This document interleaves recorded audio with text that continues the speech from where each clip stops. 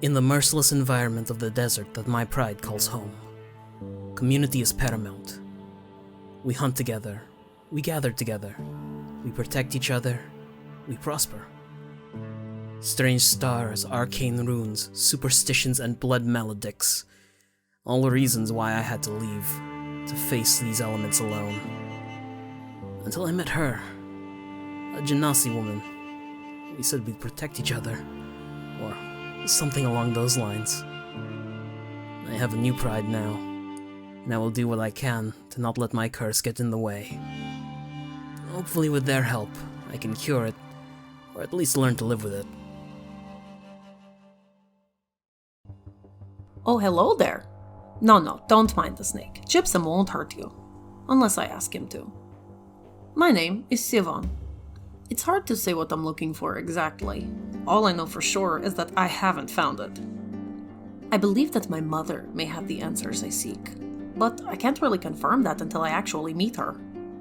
However, I feel fairly confident that I'll find her. I've always had a knack for, let's call it, premonition. I remember sometimes as a child having dreams or strange feelings that seemed to guide me, sort of. Gut instincts that hinted at what may come, and they were usually right. But my father was a simple merchant and had no patience for such frivolity, as he would say, so I learned to just ignore it.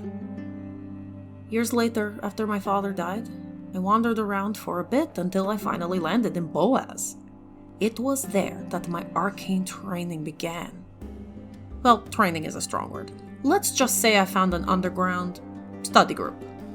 There, I made a few friends, honed my skills, and finally started to feel at home in the world. After a few years, though, I realized that I had stopped learning new things. I had stopped growing. As hard as it was to say goodbye to my friends, I realized it was time to go and seek my next challenge. You see, upon my father's passing, I discovered a letter that was hidden from me, for many years apparently, and this is what has set me on my journey. I must prove myself. To what end? I don't know for sure. How do I intend to do it? I don't know that either. I'm not sure if I need to become more clever or more powerful, but I intend to do both.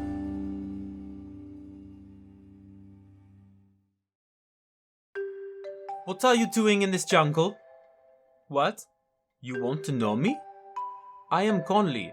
I think it means fire bat or something. That's what my friends say to me. My job is to make sure people don't come here, take away all the trees just to make another tavern because the old ones started to smell funny, or start another war and have to build more walls just to burn everything in between you and they. I do this because my friends are good to me. They take care of me, raised me up from when I was found in this jungle with no memory and an empty stomach. They teach me to hunt and thank the things I hunt for helping me keep living. Though I like the big monsters of the desert more. They are fun to fight and make very good tools from their body. Big bugs especially. They say it is my job to tend to the balance. I like to think it means that you can keep being people and grow and build and all that, and my friends can keep being the free life that they are, so long as nobody push too hard on the other. My friends say I don't fully get what they mean, but they are happy I protect them, so this is what I do. Your old Sultan respected this balance. Let's hope the new one does the same. Now, if you are a trader or nice person, you can go through. Otherwise, if you bring any harm to this place, I will make new tools from you. So tell me, what are you doing in this jungle? Evening, good to meet you.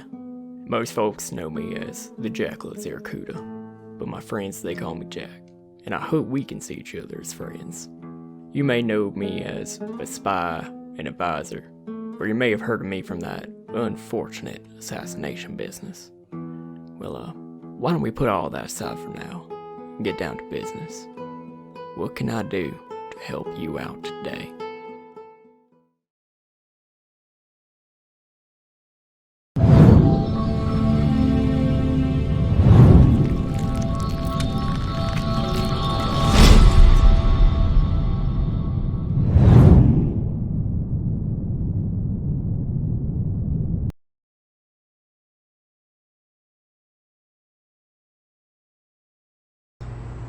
And hello, everyone, and welcome to another episode of Legacy of the Lazuqu. I am your Dungeon Master Luke, and we are here with these awesome people that, we left off at quite a spot last time. Let's jump right in, and I believe our friend RJ is going to provide us our recap for this week. Before we do that, though, I believe Conley and 13 need to switch positions. Thank you. An identity crisis. Yes, very common issue. Did I do it, or did I mess it up? How about now? Looks good. Okay, cool. That looks good. Okay, sorry about that. Little identity crisis. Characters can get lost. RJ, how about that recap? Last time on Legend of the Lazuqu, the party made their way through the spirit realm to a ruined temple where they were confronted by a Wanti priestess and her shadow chimera. After defeating the chimera, they found that it had been one of 13's pride mates who had been taken over by the corruption that they had been facing. Along with this, Wow, we just went over this. Not Traveler. Wayfinder? A Wayfinder appeared to them through an enchanted mirror and gifted the party with basically scarves to anchor them in the spirit world, while also expositing some things about the corruption and how it's being protected by a giant colossus. Through the mirror, it was also revealed to the party that Conley's soul had been fractured in some way, and so the party decided to split up. 13 going back to the material plane to help his fallen pride mate, and the rest of the party to go find Conley's pieces. All right. Well, it was quite a knowledge-gaining episode last time, and that is exactly where we are going to start right back off. Let's part the veil of reality and enter back into the Lazuqu Desert, and even beyond that, to the spirit world known as Ravea.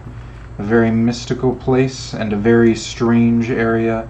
You all have been exposed to strange spirit phenomenon and very enlightening encounters with both the light and the dark. We find our heroes deep into the spirit world, right in front of this massive structure they have come to find is the Temple of the First Wayfinder. And they kind of have just left after meeting the spirit of the First Wayfinder, fighting this strange Medusa lady, and fighting this chimera along with it that turned into Takora. I believe you all were just in mid-discussion figuring out where we were going to go, but is there anything else that you would like to do before leaving? And if not, then how would you like to proceed talking about it?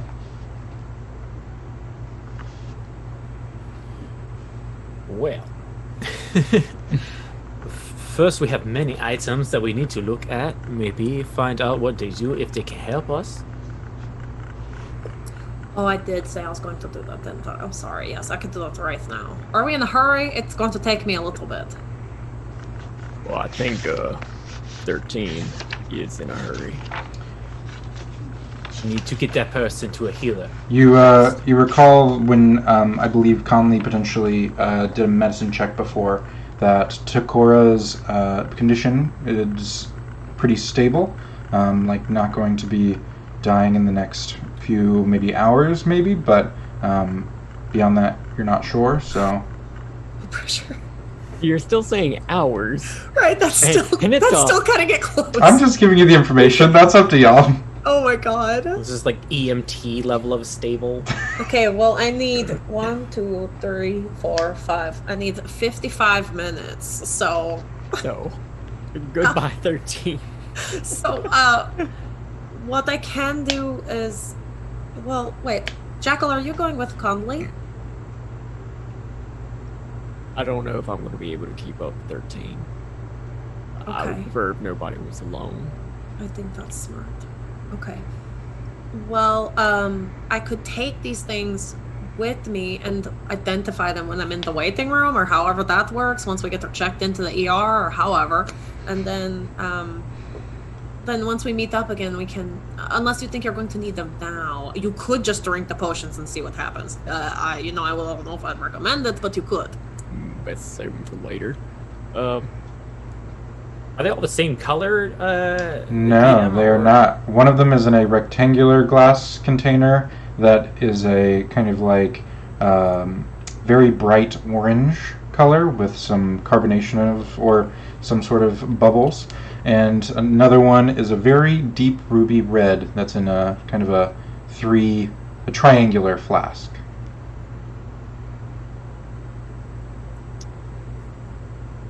How about 13 and Jekyll do go off? Sorry? Just out of character. How about 13 and Jackal do leave now? You start identifying these, and we'll Okay, and then meet I'll back stay up. with Conley. Yeah. Alright. You two stay safe. Okay, buddy, be careful, okay? I cannot make promises in a place I have never been, but I will try not to die. As 13 walks past Conley, he just leans over. Look out for her, please. Okay. Okay. Ooh, I'm getting separation anxiety. Ugh, okay, be careful. All right. And we're off. Okay. You all take off back the way you came towards the very large kind of chasm that led you down into the pool where you met the large crane spirit whose name has escaped me at the moment. But you descend down with their help, and you're able to find yourself back in the pool area and step down into the murky deep back to the material world if you so wish. Without problem. Akona. Thank you. And Sivan and Conley find themselves immediately a little bit quieter, smaller party. We're still in that room with the puzzle fight that we had. You can be wherever you want to be. You can be out front. You can be in the final room. Probably would have seen them at least to the exit. That's what I was thinking, but it's up to you. Imagine. And what, you want to go? Do you feel safe if we go back inside the building for you to identify these things? I think so. I don't know if it's safer in there or out here. I don't know if it super matters. I think based on the way Onaya described it, is everything will constantly change unless we are there to observe it. So if we stay inside, then there will be no problem outside. But I don't know if those rules apply to buildings that we are seeing the outside of. Maybe we should go inside. I'll step back in and just plop down and start identifying. Okay. For the next hour, that's what I'm doing. Sure. I could also offer, if you wished, because it's about an hour, you could take the benefits of a short rest if you wished at the same time. Oh, yes. I'll take advantage of that. All right. So, I'm just gonna kind of go in order with the dagger that you found. It has kind of a some sort of dark red gem at the very base of its hilt, and is somewhat inlaid with some sort of gold or precious metal, and it looks very sharp and slightly curved. After identifying this, you find that this is a +1 dagger, known as a vicious dagger, and this means that whenever the user gets a 19 or a 20, they crit instead of just a 20. Nasty, I love it. And it's +1, so it's magical for the sake of overcoming damage resistance. Okay. Then you find yourself staring at a very strange, but you can tell slightly magical ring. It's got kind of filigree on it that curves and loops in on itself, different lines that come parallel and kind of weave together and back. And what you find is that this is a ring of spell storing. You can look up the details on that, but the short of it is that you may store a spell in it to use without having... You can expend it now and then not need to use it when you pull it out later. Next up, you find the orange potion is a kind of a... seems to be somewhat of a bitter taste to it when you just kind of... or smell to it rather as you kind of take it in, investigate. But you feel like it's pretty light and airy, and you think this is a potion of fly. And then lastly, or not lastly, second to lastly, you can tell that the dark red potion is a healing potion, but potentially better than you've seen. It is a greater healing potion. And lastly, the long, slender piece of wood. You actually seem to find out that this piece of wood is very clearly a wand, but at the very end there's a hidden plug that pops out. And as this kind of like 2 feet piece of wood extends, or rather reveals a compartment, a very long, thin rod comes out of it that seems to be made of some sort of metal and has some red filigree onto it. And it's got one button on one side of it. You kind of like press the button and test it, and after you do, you can't move it. It stays stuck where you found it. And not only that, but you realize that the wand itself is still powerful in and of itself, and that seems to be a wand of web. So let me just make sure I'm understanding this correctly. There's an immovable rod inside of a wand of web. Yes. I love you, Luke.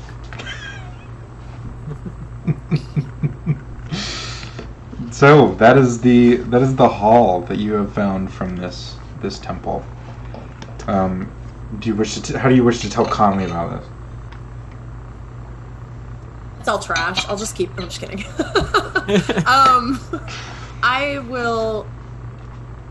I'll probably just after each item, I'm gonna be like, oh, hey, this is what I think this is, kind of thing. So he would have the same knowledge that I do. Okay. Awesome. So yeah, you all are rested. We can take a short rest. And while you all are, I guess, well, before you go, how are you all approaching and leaving for this ethereal bridge you have heard about? Oh, the spirit team? I was going to ask, do we have a direction? Do we know the general way we're supposed to go? Yeah, so last time I gave you some vague direction, but I will kind of give you a bit of a clearer one this time. The spirit, the names are just leaving my mind as they enter. But the spirit led you towards, basically gave you some vague advice about following the flow of the cosmos, and at its origin you will find this bridge. You'd think they could just say north or south, you'd think they could give us something more concrete than follow your heart, but whatever. Though after careful inspection, maybe as you're laying down and just chilling out, you notice that the stars as you see them seem to kind of move, as just like a real world does, but with a slight, almost liquid texture to the sky, and they seem to be originating from one solid direction, and that seems to kind of like coalesce and point towards one specific spot in the distance. So it seems like it's all slowly coming out of one area. Gotcha. Okay. But that's all you know. Okay, well, I think I'm kind of following your lead here. Okay, so my plan was, and I assume we are going to continue doing the plan, is I'm going to take my family. A couple of them will start poking their heads out. We can leave them behind just for a while, and then that will hopefully anchor reality or whatever. And then 13 and Jackal can come back to this building, follow my friends, pick them up along the way, hopefully, and use that like breadcrumbs to come and find us. Okay. I'm picking up what you're putting down. Well, I'm not, because we want our friends to find us, so I will leave them where you put them there. But I got you. Okay. I think I was looking at what I thought was stars, but they are working a little differently. Do you think that water in the sky like this is pointing us in the right way?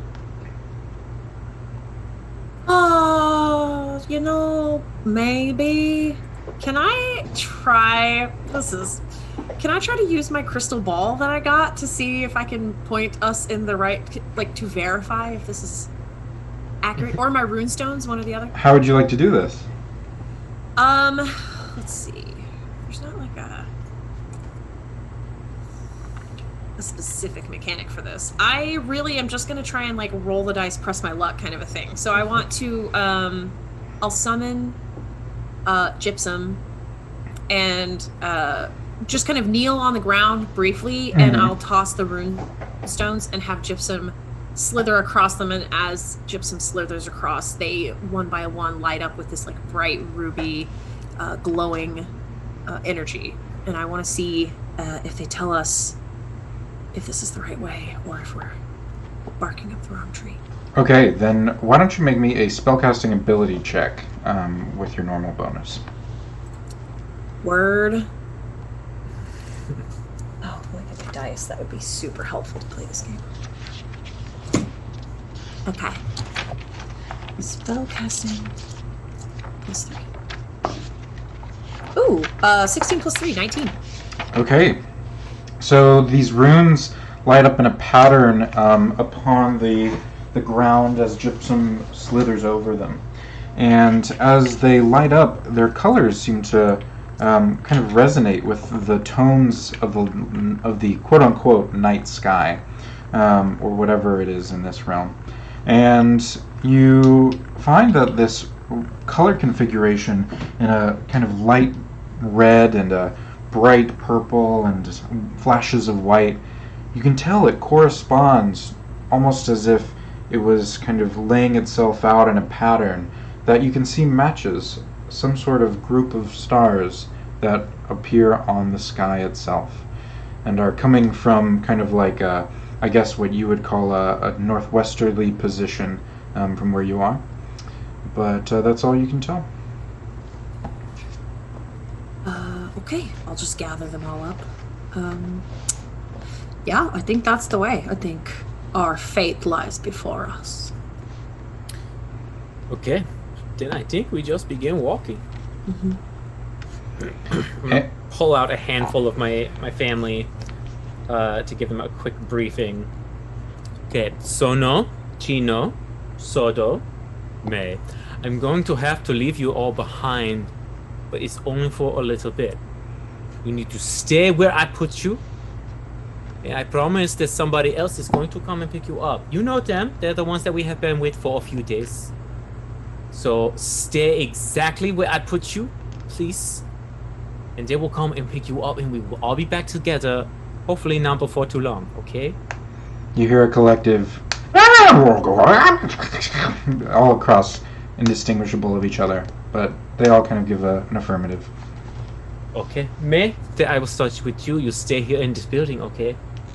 Leave her in the little corner right near the entrance that we had gone in the first time. All right.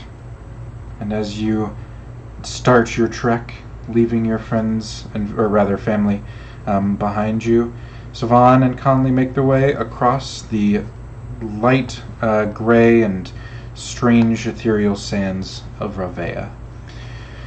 Then we turn our attention back to Jackal and 13 as they emerge from the pools of emerald, as they enter back into the caves where they fought the crystal golem in times of yore. At this point, you all are able to make your way through the caves, up through the aqueducts, and find yourself emerging through the door into the now unchanged city streets, somewhat strangely normal. I believe you all left for Ravea. Did you leave early in the day last time? I want to say Yeah, you because I did. remember breakfast sandwiches being held out. Yes. So I believe at this point you kind of notice that by the angle of the sun, it's just starting to hit the golden hour, twilight, and starting to enter into the early evening. What would you all like to do? Find a hospital. Yeah. Yeah. So, Jackal, you would know that there is a place in the very outskirts of town that is kind of where the Druids' enclave, mostly the ones known as the Reclaimers, which, if you'll remember, your friend Almara is part of. There is kind of an enclave of their own use on the very edge, right as it kind of meets the open desert. And you know how to navigate there in probably just, I don't know, maybe 25 minutes, as you have to cross most of the city. But you know that they have what they call the healer's house there, and they take anyone and everyone that needs help. We go there. Okay, not doing anything on the way. I'm just going straight there. You said hours. You said. I'm just checking that you don't want to pick up a breakfast sandwich on the way or something. No, it's fine. Yeah, you all tear across town, making your way through the now bustling evening streets of Halazan. You kind of make your way through the merchant quarter, through the very outer ring, through the bazaar, and then find yourself in the much less dense or densely populated side of town. And you come across this large gate that enters into somewhat of seems to be like a private estate of some sort, or a collection of houses all encompassed in one central area with kind of a wall around it. And you notice that you definitely see some similar clothed individuals as what you've seen with Alhamara. Jackal, you recognize the Reclaimers and their visage of kind of like a tan robe and a green kind of sash over them. And you also would know, Jackal, that they kind of have part of a school for children, part hospital, and part of a garden that they all run together. You see that there are random people bustling this way and that with handfuls of plants or books or writing and things like that. Hey, excuse me. Oh, yes? We got somebody who needs some help. Oh, you do? Oh, yes, that seems very serious. I believe our head healer, Loba, is in the back. He's with the orchard and the kids out back. Would you like to come with me? Can we set her down somewhere? Oh, yes, we can drop her off on the way. Ready? Yes, I will tell them right away. Yeah, come. And she kind of leads you back to this, this seems to be kind of an older lady that has a bit of a wrinkled face, and she's carrying some kind of like plant, like a shovel and some soil as well. She puts them down immediately and leads you back to kind of a burlap tent where it seems that there's a lot of single cots that are set up with a few very obviously sick individuals that are coughing or getting assistance from certain random druids here. And after kind of pulling one of them aside, she kind of starts to set up one of the cots for Takora and gestures for you to leave her here. And then she kind of says, You were able to leave her here, but Loba is still there. Do you want me to go get him, or would you like to? Okay. I will be back. And she kind of dips out of this tent. And after 5 minutes or so, she comes back with a very old hunchback, kind of very wise-looking druid. This seems to be... He seems to be mostly bald with a white strip of hair that starts in the very top of his head and goes back, that goes down to past his shoulders. And he comes up to you and introduces himself with a very large bow that goes very slowly. He goes, I am Loba. I have heard that you have someone in need of help. Is that right? Yes. Please. And what seems to be the problem? We don't know specifically, but there was some form of corruption that overtook her. Corruption? You're not talking about the common cold, are you? This doesn't seem like a sickness at all. Corruption? Dark spirit sort of corruption. She's been in Revea. Revea? What do you mean she's been to Revea? I mean that quite literally. People have not traveled to Revea in... Wait a second. My sister, do you know Alhamara? Yes. Oh, she mentioned you. Are you the travelers that have gone into the world? Sure. Yeah. Good. I was concerned that it was popping up more and more. So you found someone sick with some sort of spirit sickness in the world, in the spirit world, yes? Yes. Can you help her or not? I will do my best, though I unfortunately have not had the chance to encounter those who have been poisoned by the spirit world much, as that has not happened in many, many years. But I will do my best. Please show me her condition. And he kind of, that's her. Oh, okay, perfect. And I'm not 13. I'm sure this person is wonderful, but I'm not liking her chances right now. I am sorry. Me neither. This very, very old druid kind of takes his hands out and kind of very gingerly kind of starts to assess her condition, kind of looking over her face and her color, kind of taking her pulse, kind of does some gestures and very light magic to do some kind of feeling out of her condition and what could be affecting her. And after quite an inspection, he comes back and says, well, unfortunately, I think this is obviously some sort of poisoning by this corruption you're talking about, though luckily it is not the first time that we have encountered such a thing. We have found that previously you have heard of those that we call the soulless, yes? No. Oh, well, it's quite literally those who have lost their soul.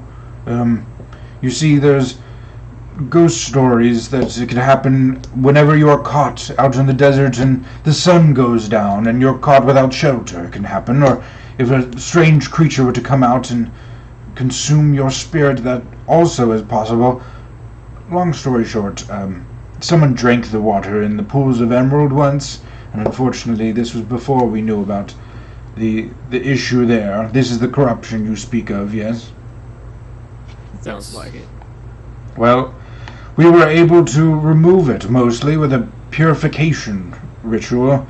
Unfortunately, what it seems like is most of it I might be able to get out of her. It seems to course through her veins and stick like tar. However, after time, I believe I can wedge it out. It seems as though she was almost submerged in it for a very long time. Though there is one anomaly, and that is whatever strange curse is obviously branded upon the back of her hand, I can't help but notice you as well seem to share her mark, yes? That part doesn't need to be a concern for now. If you can help her with whatever mar is on her soul, that would be enough. Well, I will do my best. It just, unfortunately, it seems as though the corruption itself seems to grow upon this brand. It is as if it is drawn to it and fueled by it. Thus, it might be a more complicated operation to remove this from her system, but I will start the purification process. It will take hours at least, but she is safe now. What is her name? I left that notebook in Florida. Takura. What was that? Sorry. Takura. Sakura. Oh, I did write it in D&D Beyond. Smart. Hey. Well, that sounds like a lovely name, but I will do my best, though. Are you sure your own safety is not of concern, though as you share this marking? Do you know where it came from? In our tribe, we have an affliction. Happens to a few of us a few times a year. It is not something we haven't dealt with before. As long as you're sure that it is not of concern, then Wouldn't say that. I will do my best regardless. Do you... Go for it. 13 reaches into his pack and hands this druid 200 gold. Oh, no. Put that gross thing back where it came from. We do not do this here. I'm How much is sorry. a banana? 25 gold. Are you saying that? No, that's okay. Okay. No. Your money is no good here. Trust me, it is our duty as the Reclaimers to help all of those who are troubled and reclaim the desert for everyone, not just our own profit. Then 13 will bow and just say, then I owe you a debt. Then plant a tree sometime. How about that? In the desert. Well, yes. Have you not seen our orchard? It's right out back. It was what you interrupted me from, actually. You see, we Reclaimers don't take that name lightly. The more that we can plant, the more cultivatable land we have, and the more we take back from the desert.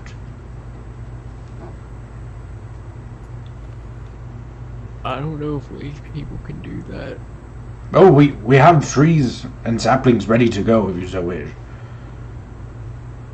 Alright. I will tend to her, but you all are welcome to stay wherever you wish, and are welcome to have some porridge at our dining hall if you are hungry. We need to be heading back. Well, you will find her here, Thank you. of course.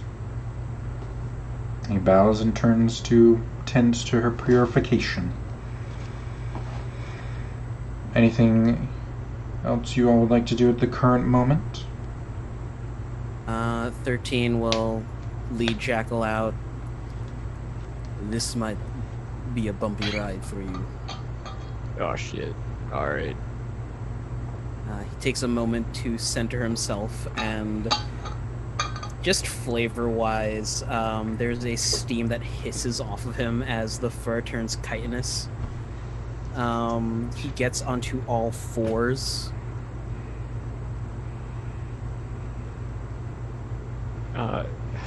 Jackal just gonna one arm on his back, just parkour himself over and grab around his neck. And for the next however long it takes, I'll be using my action to both dash and move. Okay. And I am very small. Okay. Anything else? What are you just running back through the city? Where are you going? He's running back through the city to the pools to get into the spirit plane. Okay. And I imagine it's a terrifying sight to behold this big armored cat sprint at 90 feet a second. Absolutely. Or 90 feet every 6 seconds. Yeah, absolutely. It's like wall running over people. Right. Yes, that would be quite the sight. So you all kind of like leave this druid's enclave and find yourself back into the evening of the streets of Halazan. You kind of enter back through into the merchant quarter and the bazaar. And as you do this long, expansive bazaar, bunches of people are around. And so as they see you all coming, they completely part in a very strange and like alarmed reaction. Some people are very scared of what's happening. Some people are like, yeah, all in a day's work. But as you get through one of the squares of the bazaar, you out of the corner of your ear, if that makes any sense, in the corner of your earshot, you hear voices that seem to be raised, but not in the normal bargaining way. They seem to be quite abrasive and demanding and shouting. I want you both to make me a perception check. Do you need passives? I'll do active at the moment. I'm just curious. 22. Okay. 20. Okay. You both hear you hear a very tenory high voice call out in angry tone. You're nothing but a spotless leopard, Izad, and I will fight you now and here. Do I know who Izad is? Yes, you do. You would know that Izad was the man who made himself known at the coronation and declared the Octaro Mashra, or the Tournament of Dawn. He is the one from Garota and the one who really wants the throne back for totally legitimate reasons. Okay. If he's the one being accosted, I don't care, so we're still... I assume we're not stopping. That's fine, that's up to you. If, I'm not controlling where we're going, but if Jackal makes no indication to stop. we do not.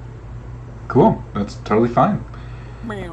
Alright, you zoom past this busy city street center and hear the shouting voices kind of dim down as you ride past. The streets are mostly clear in between the bazaar and the entrance to that aqueduct. And as you all make your way back, we bring our attention back to our two lone travelers, leaving breadcrumbs behind them in the uncharted spirit world of Ravea. You all have left from this temple and made your way out into this open expanse of desert. The sand itself seems to be almost like a beach in the middle of an eclipse. It's got this luminescence and eerie kind of white spirity sky that reflects off of it, and strange things like cacti that warp into tumbleweeds and strange boulders that appear to be in one place and then replaced with its shadow in the next. Shapes move every which way, and you're not really sure ever if you're going the right direction until you look up at the sky that seems to be continuously pouring towards your backs. In terms of the landscape, you seem to be approaching a large canyon entrance that seems to be... There seems to be a natural path that enters through it, but otherwise the canyon walls seem to almost resemble that of the one where you were near the prison originally in your journey.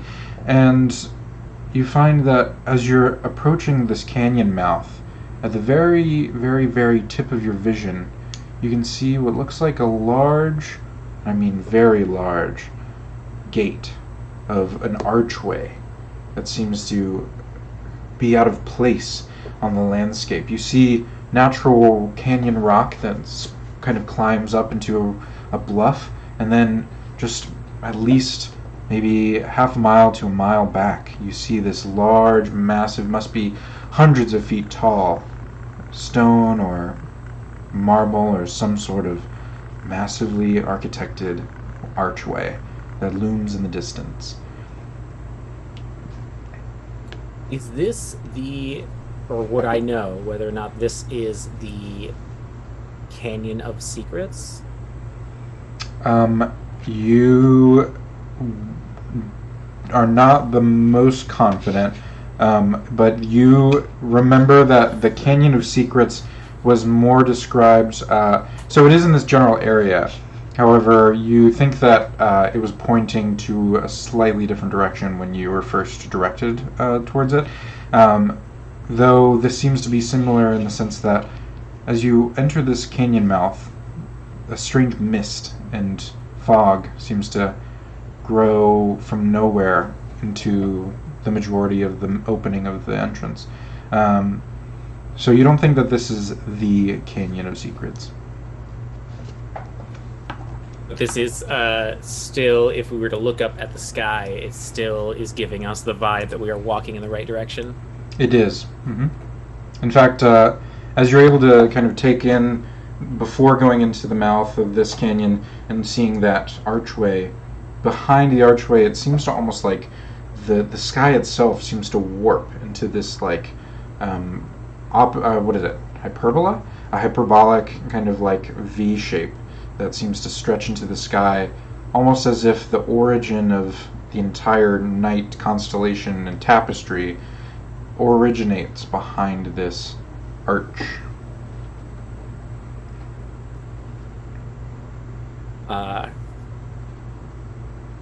I think we might have found the right place. Or should we go in? I mean, we didn't come all this way just to look at it. I would like to find out how to fix myself before it breaks even more. So, we have to go here to find the part that's broken and missing, or to figure out how to fix it? I think to figure out how to fix it. But you still have all the pieces? I think so. No. When I looked at myself in the mirror, everybody was supposed to see a ghost silhouette of themselves, some kind of color and all that. But it looked like somebody had carved like half of myself away, and it was not there. So maybe my soul or part of it is somewhere in there. Oh. Okay. You also, just for refresher, remember that when you saw as Conley looked into the mirror, you turned to one side and saw your own self that was fractured in half, and then when you looked towards the other side, you saw a brief flash of a vision of a crumpled figure in some sort of very tiny cell made of brick and metal with a luminous glow behind it. It was just for a flash. And you remember that Onaya has told you that this bridge was the place where souls went, sometimes are kept, and that's where they cross over to the afterlife, so to speak. So I think that part of my soul is somewhere on this crossing, maybe a jail or waiting room. I don't know how this all works, but I would like to find it before it actually crosses all the way over. I don't know what happens when I lose all of my soul.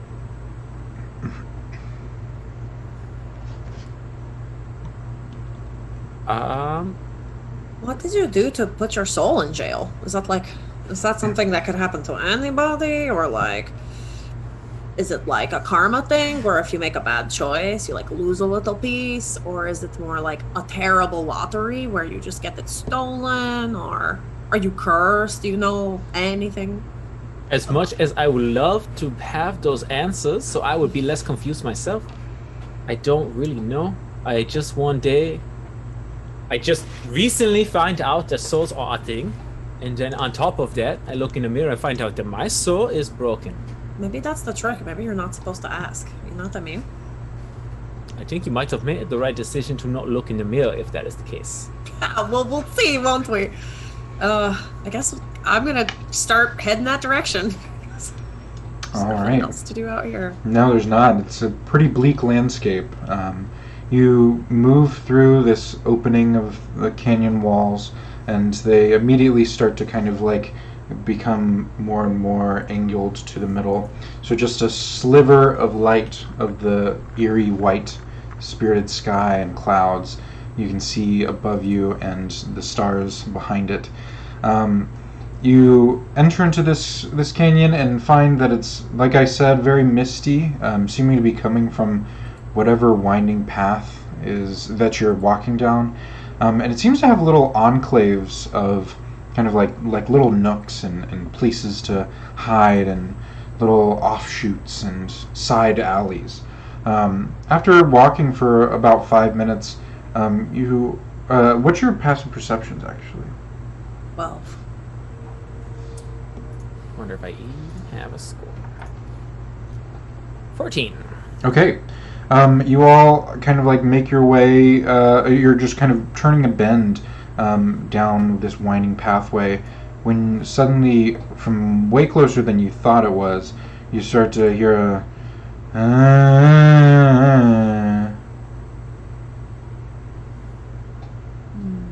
You hear that? I'm going to cast Pass Without the Trace on both of us. Okay. You all seem to cloak yourself, so to speak.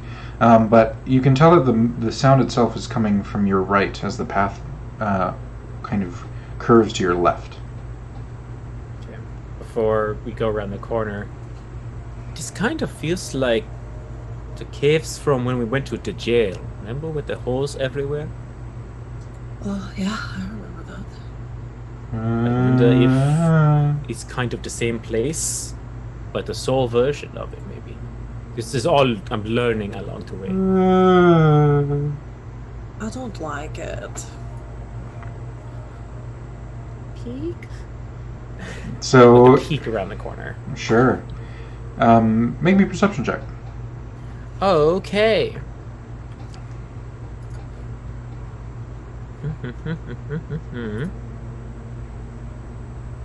Eight. Okay. You look to your right and find a very large bank of mist that seems to encompass a bit of a, what is the term? It's an enclave, but I just use that for a different thing. It's like a little outcropping in the path, like a small little hidey cave that is just probably 10 to 15 feet deep and makes a loop on itself that is the entrance is back to the main path. So it's not very large itself, but in the back of this hidey hole through the mist, all you can see is a very dark silhouetted figure that seems to be standing on their own in the back of this chamber, but you have no clue what it is. There is someone around the corner. Like a someone or something? Shaped like us, at least. Are they crying or are they yelling? What is that? So should we go and ask? Or should we go and... What if it wants... Is it... I don't... okay, yeah, we should ask, I guess. I got your back. Are you a soul? As you say this figure seems to turn in the mist towards you, but does not move. I am looking for souls. They are supposed to be here somewhere. Are you one?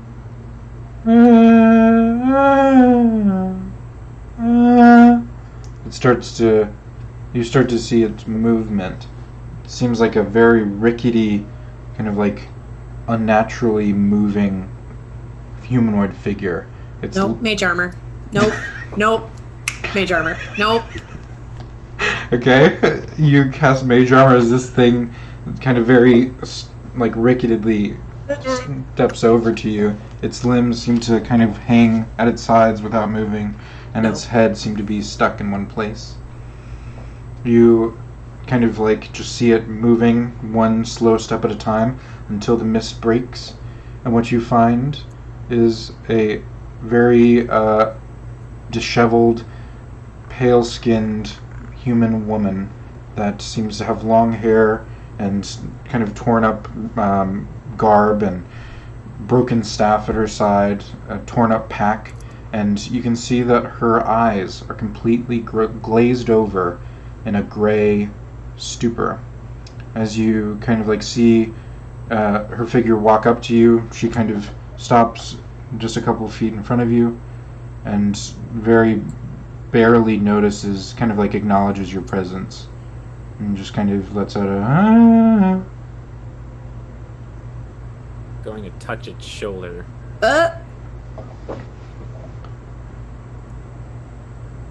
doesn't This is just a person. doesn't respond. Do you know how dangerous people are?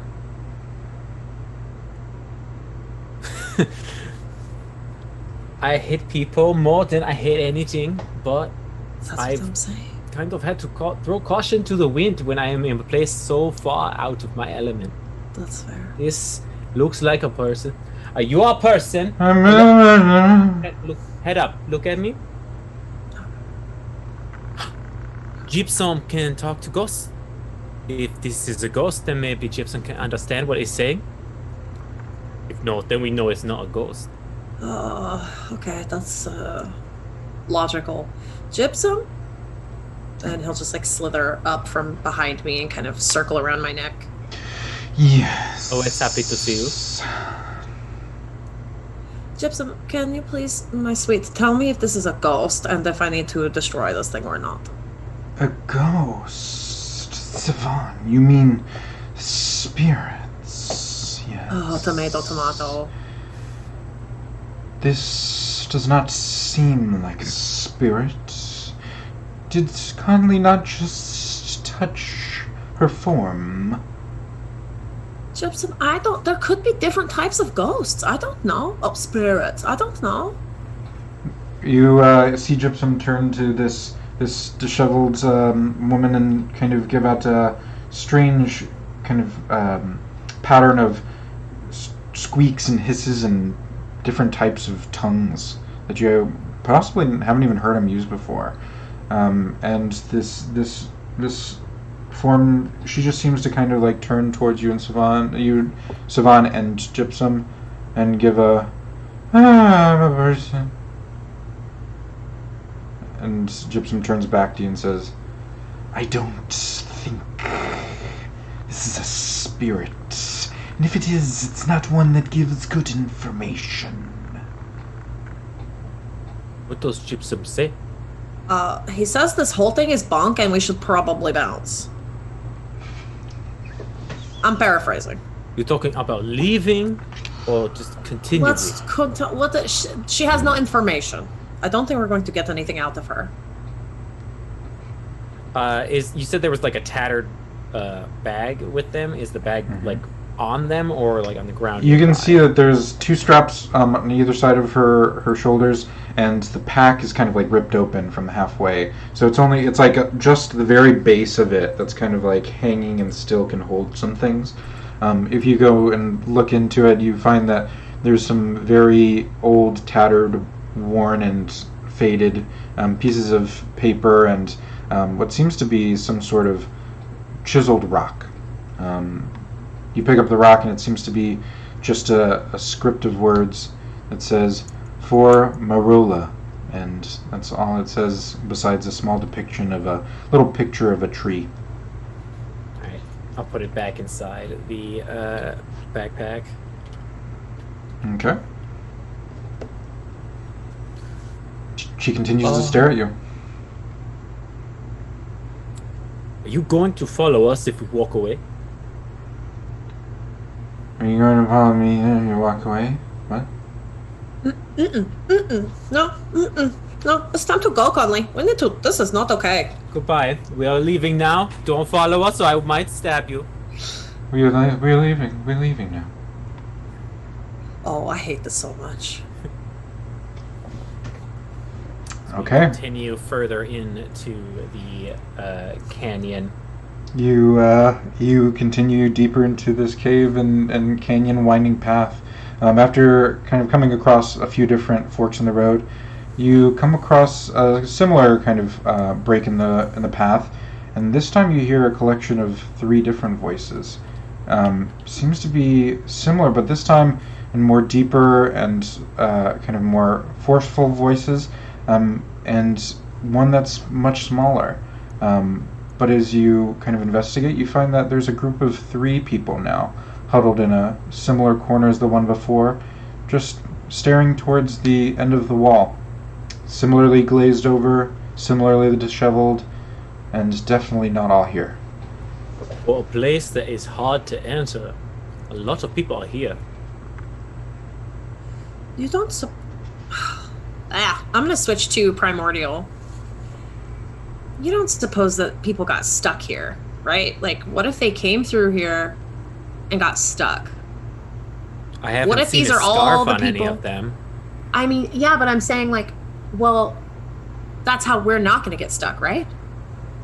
Right. Maybe they lost theirs or came in some way without. Do you have to have the scarf? I never actually asked that person.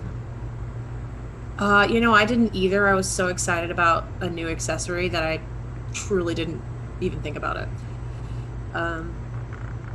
What was in that one, the pocket? What was... Some rock for Morula, maybe the person's loved one, child, vendetta. I don't know what they use rocks for. Do you think these people have anything on them? If they came in here, I'd assume that they packed like we did. But I mean, what is the significance of that? If you're They did say that if we were here too long, especially without the scarf, that we would lose ourselves. Maybe that's the case here. okay. I don't know. I barely know how to talk to people, so I don't know how to talk to people who have lost their minds.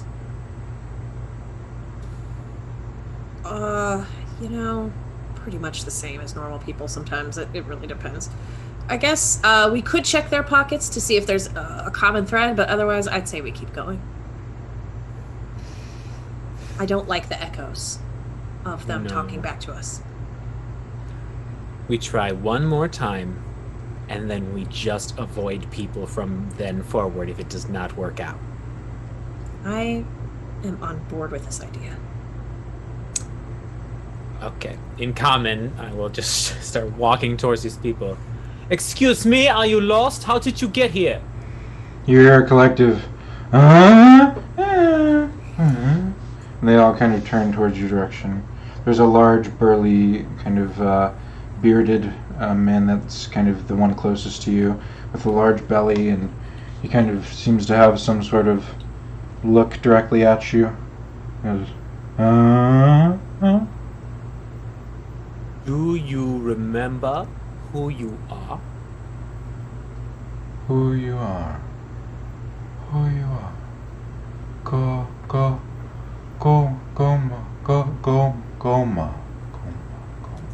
Go, ma, Goma. I am Conley. Do you know why you are here? Goma.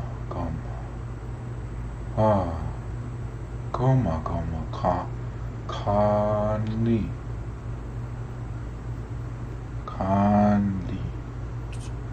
Why Do you know- here?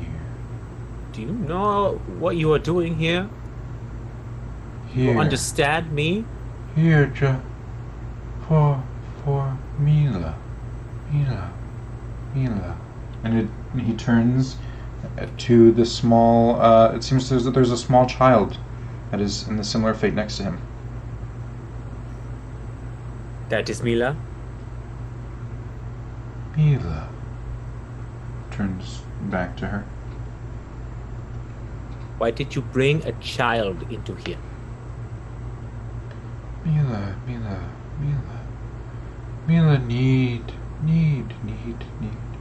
help. Mila need help. Does help come from here? Mila, help. Only help. Cross over. Cross over. Are you trying to cross over to the other side? Cross. Mila need help.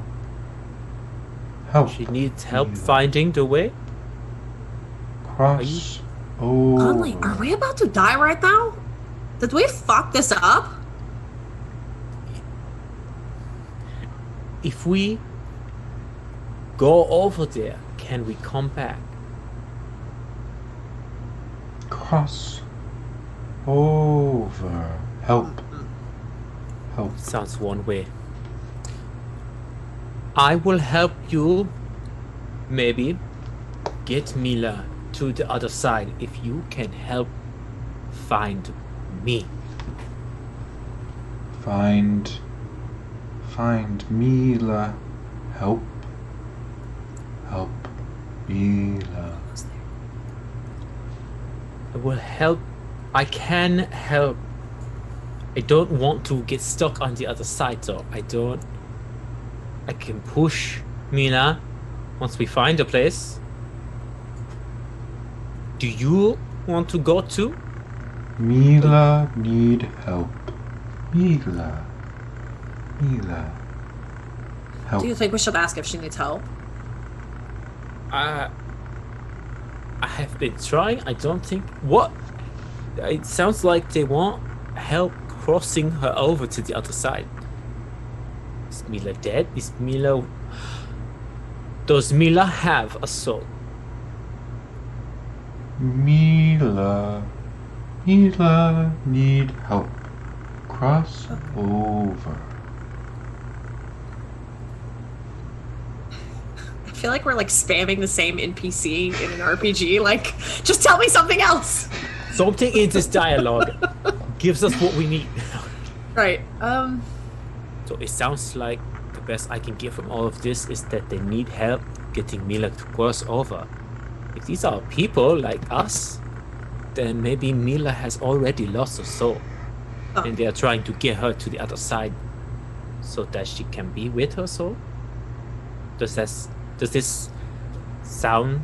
So the soul jail is through there, and they're trying. Because why would they be out here? They must be trying to do the same thing that we're trying to do, right? I'll turn back to them. Are you trying to get Mila? Fuck, what is our world called? Revea is this world. Oh shit, no, it's help. Help. Revea is the spirit world. Arasha Yeah. is the material world. Are you trying to get to Orasha?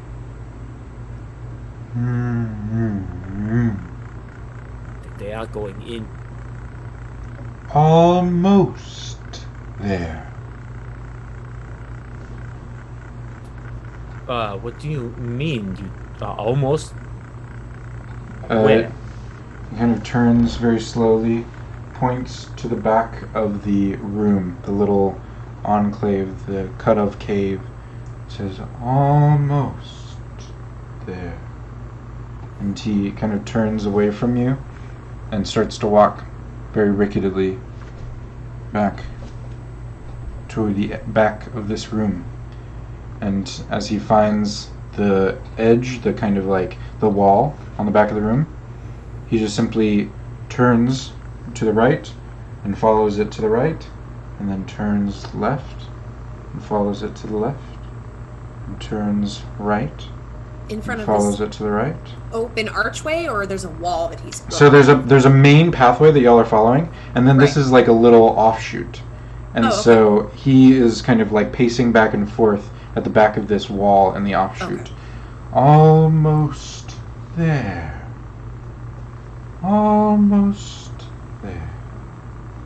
And not one normally to help people.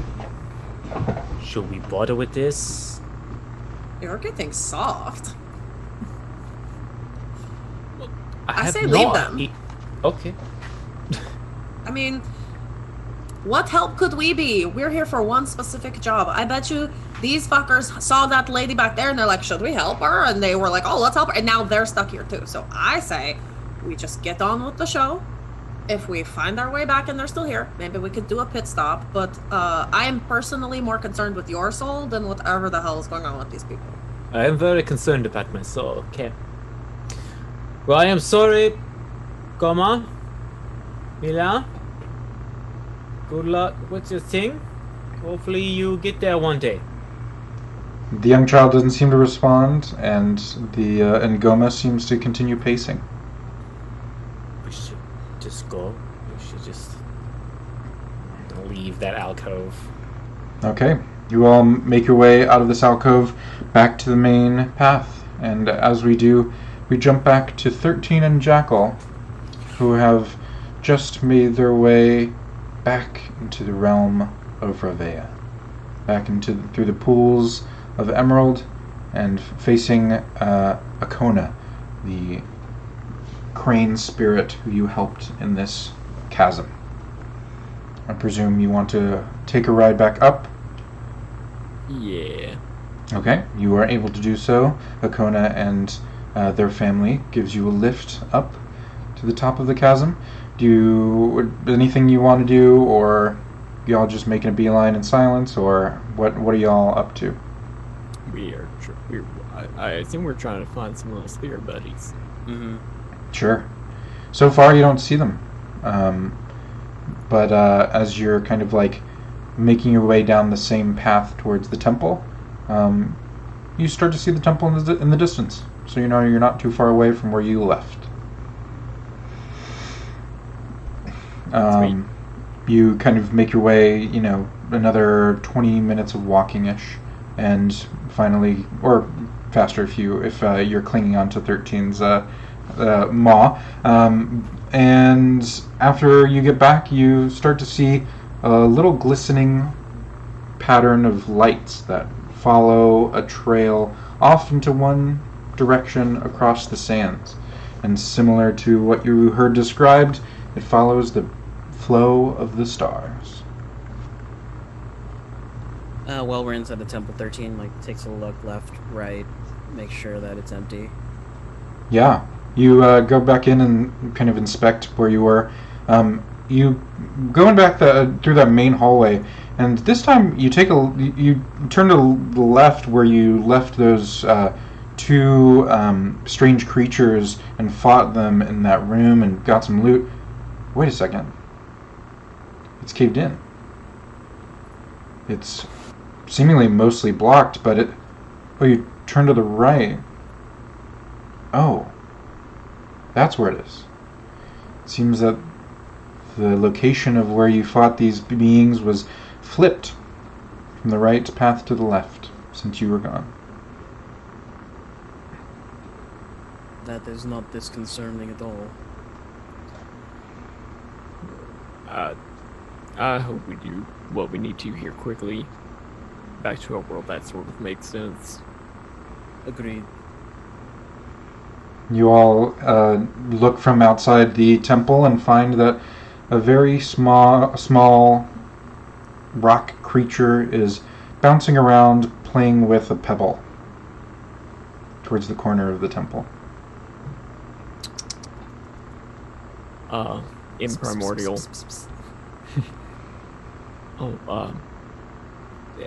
Hello, little buddy. Can you, can I take you back to Conley? Okay, please to come here. Oh, this is going to get very old. It kind of clambers onto your palm. Yeah, we'll keep doing this for the next few that we encounter. Okay, so you look down the path and you find that there's a lot to encounter. And as you start to make your way through the breadcrumbs, we bring ourselves back to Siobhan and Conley, where you've made your way out through the main path and continue onwards from this alcove. You are continued to be guided by the mist and the flow of the stars, but the path does wind and bend in strange ways. And as you turn corners, you seem disoriented and you're not sure if you made the right turn or not. At some points, you start to feel like you're on a slope, but then it doesn't seem to ever kind of level off. It seems to continue upwards in a strange, otherworldly fashion. But you're able to continue, and finally you get to kind of a large circular chamber that seems to open up and show the rest of the path in front of you. You've been traveling for about, I'd say, probably 15-20 minutes, and finally see a much clearer view of the rest of your path from this opening. And what you see is very strange. First thing you notice is just not even 60 feet in front of you, there seems to be another group of figures, all similarly kind of standing without form and just seeming to be sitting there doing nothing. But they all seem to be behind each other and one another in some sort of line. They seem to be standing still for the most part, and besides their occasional groans, moans, and strange noises, they stand still.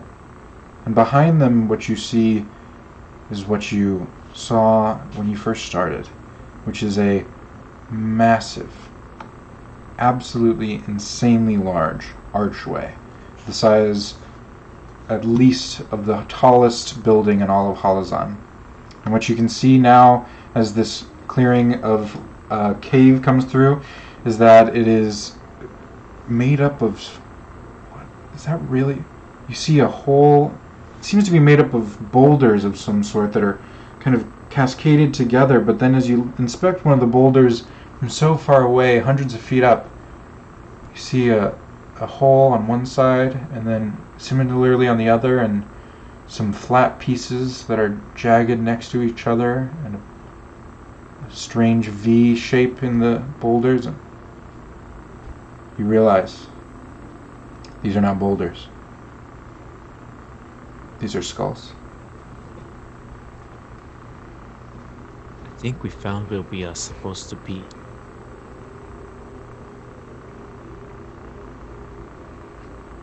Are the line of people, are they slowly entering into this place? Is this queue moving, or are they currently at a standstill? They're currently at a standstill.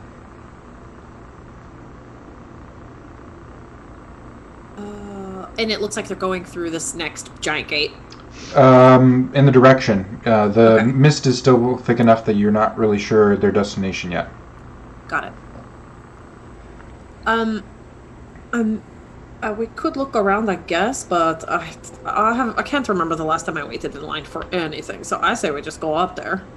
We can just call in line. We're not supposed to be going through the gate anyway, so if we just find maybe half of a soul waiting in line, that's supposed to be me, maybe. Okay. I don't know if we should probably not touch the bone door just yet. Yeah. Okay. That sounds like something we should wait for Jacko to look at. Smart. Okay. Well, then I suppose we should get started. You all make your way up and start inspecting this line of strange and lost people. You start from the back and find that similar to those you've met before, a lot of them are disheveled material people that seem to have lost their mind in some sort, or are definitely not all there. Some respond with varying degrees of turning to look at you or repeating things back. You're not able to get a ton from most, though some of them seem to have this strange ethereal form to them, as though they are without a body. They seem to occupy the space of a person, but instead of skin, they're translucent and give off a glow from their eyes and their mouth and their extremities, rather than seem to be all fully material. But they're in line nonetheless, and similarly afflicted, one might say. You find that this line is not any ordinary line, and even though you can definitely see this archway now much more clearly, you find that as you inspect this line and continue through the mist, there is 10, 20, 50, 100, 200 or more people in this line. And it all leads down this same canyon pathway. You continue down and continue to inspect them. This seems to be somewhat of a canyon opening, and you finally come to what seems to be a ledge with a very strange, abrupt stop to the mist as you approach the end of this cliff. And what you see is that the archway itself is now out in the open. You can see the very large pillars that make it, that extend hundreds of feet away from each other on either edge, or on either side of your vision. And what you can see is that it's actually surrounding something. What you see is almost a massive quarry, a hole in the ground that seems to stretch far past where you are able to see and descends down into the ground. But what's even stranger still is the sky. Just as before, you see that this sky and the stars seem to funnel itself down towards the middle of this quarry, this cavern, this massive hole in the ground. And it seems to flow as a river into the sky. Stars and constellations and strange entities, as if they are being kind of woven from nothing, that originate in the bottom of this strange pit. And even stranger still, the line of people. The line goes up all the way to the very edge of this cliff, which is in the same kind of parallel space as this archway if you were to make a door out of it. But what you can tell is that the line seems to stop with a person standing towards the cliff, waiting as if to take a step off.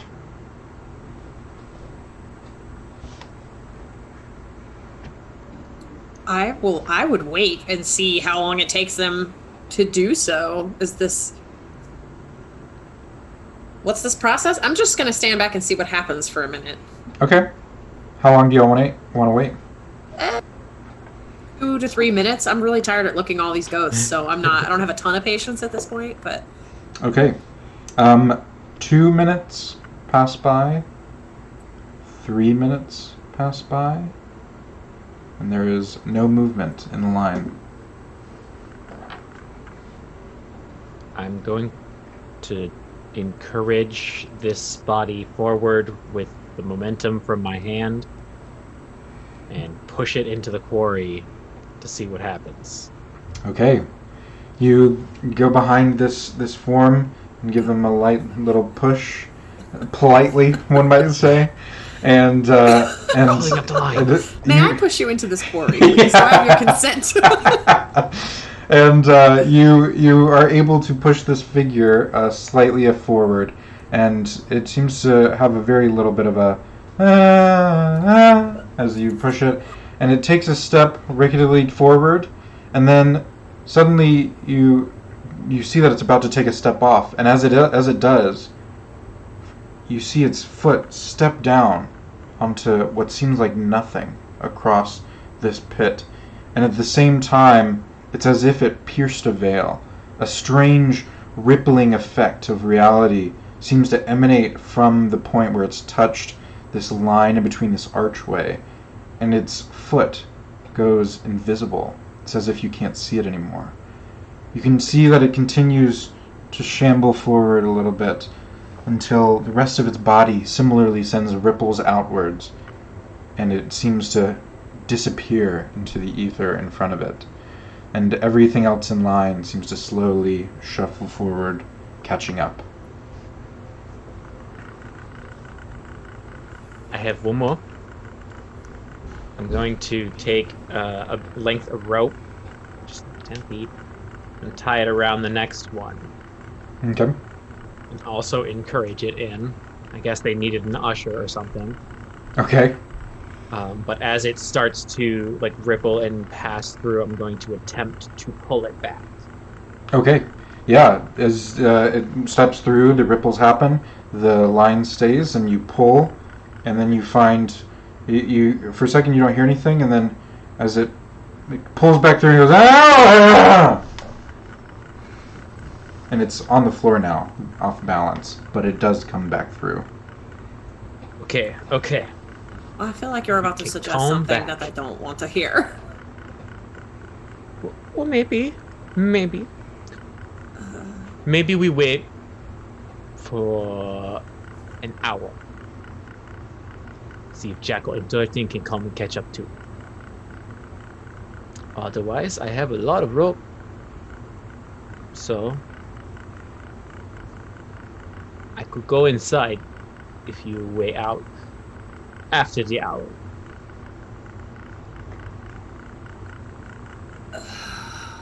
Okay. Here's the deal. I feel like we're way over our heads here. We don't super know what we're doing. So my concern is that you go through there and then you come back and there's something all with your brain. There's already something about my brain. But worse. Okay, fair. But I can let you go in. You have to stay out. First of all, I go wherever I want to go.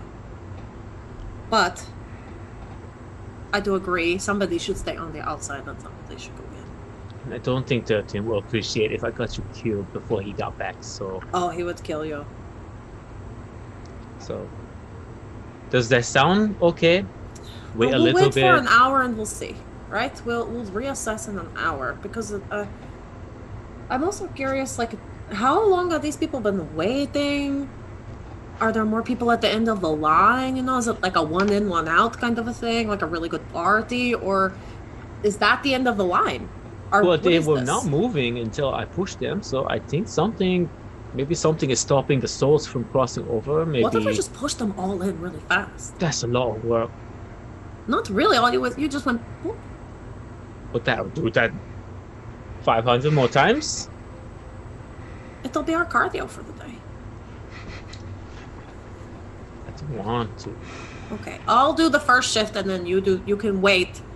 Take a break. I know you're tired, and I will just start. I'm gonna start pushing people in. Go, you go. Next. I'm like a bouncer at a club. Okay. Yeah, you're able to do this. How long are y'all spending to do this? I'll probably go the first 30 minutes and let Conley go the second half. Okay. And you're not going in yourselves, you're just pushing them through, yeah? Just pushing them all out of the way. The second half, I'm gonna like walk back 30 people and then just kind of like, okay, let's go, and just start like shoving the crowd. Like a line of shopping carts? Just like, come on. Oh my goodness. Alright. You are able to unceremoniously force these lost souls, one might say, through this strange curtain. And as Sivan and Conley push these people through, that is where we are going to take our break. Alright, well, that was a fun little section. We are going to go to break, friends. We will be back in not very long. Join us back in just a few to see where this leads. Take a drink, get some water, take a bio break, pet your pet, and do some stretches. Get your cardio in if you don't have any potentially soulless people around. And we will see you in just a few. See you, friends. Oh baby, I love your madness. It's so incredibly beautiful. Oh,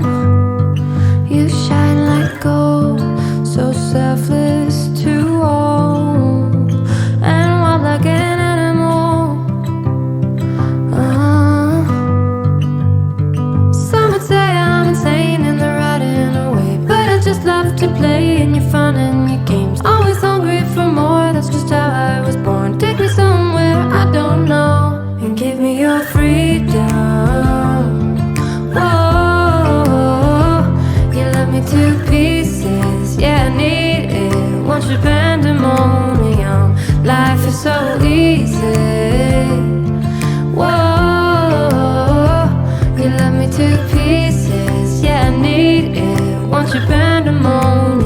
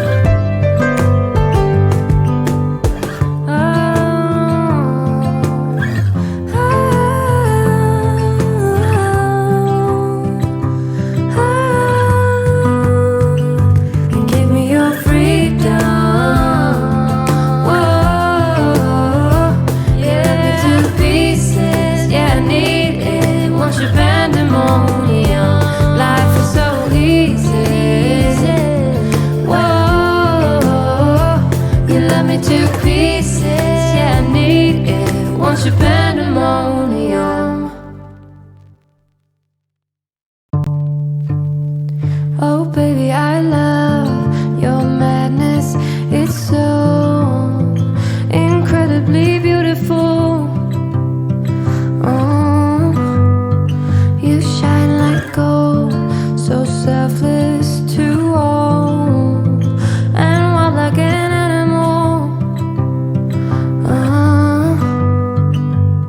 Some would say I'm insane in the right in a way, but I just love to play in your fun and your games. Always hungry for more, that's just how I was born. Take me somewhere I don't know, and give me your freedom. Whoa, you love me to pieces, yeah, I need it. Want your pandemonium, life is so easy. Whoa, you love me to pieces, yeah, I need it. Want your pandemonium.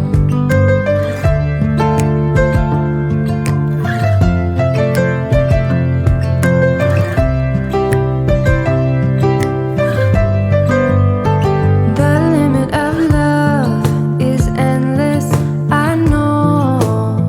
Just do what you want with me. Oh baby, I love your madness. It's Welcome to our Patreon. Here on Open for Adventure, we are making high quality Dungeons and Dragons content, folks.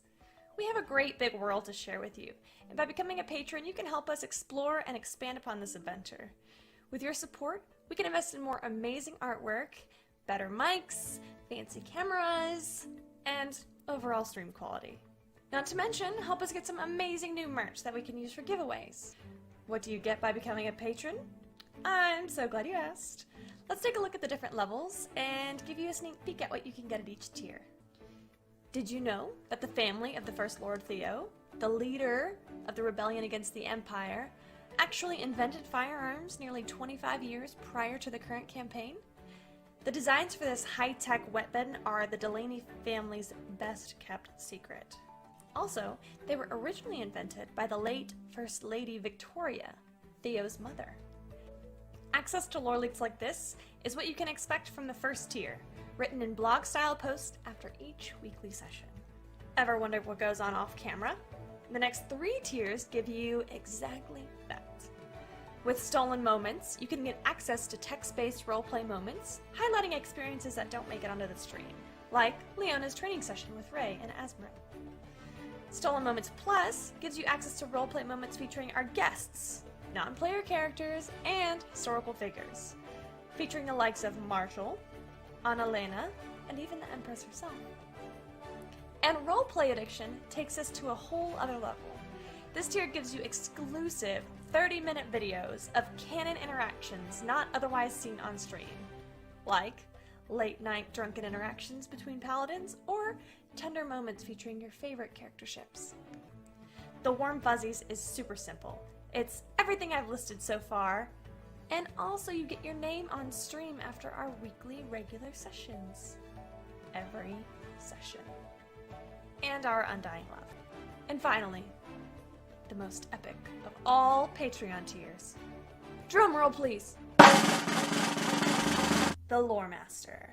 This ultimate and final tier gets you first look access at all of the content going into our upcoming, official, Open for Adventure campaign setting.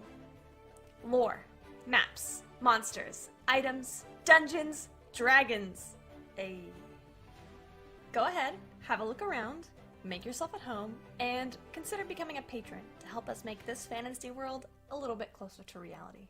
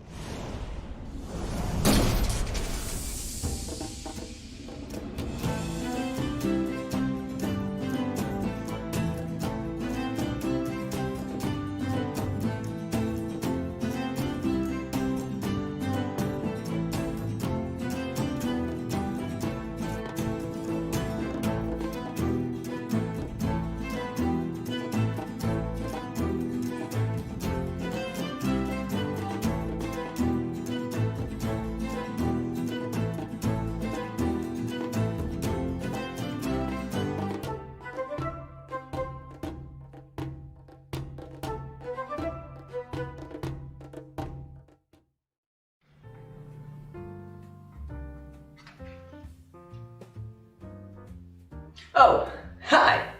My name is Express Love. I'm the Senmarian god of coffee. Did you know that in Senmaria, every cup of coffee is made with found familiar coffee beans? That's canon.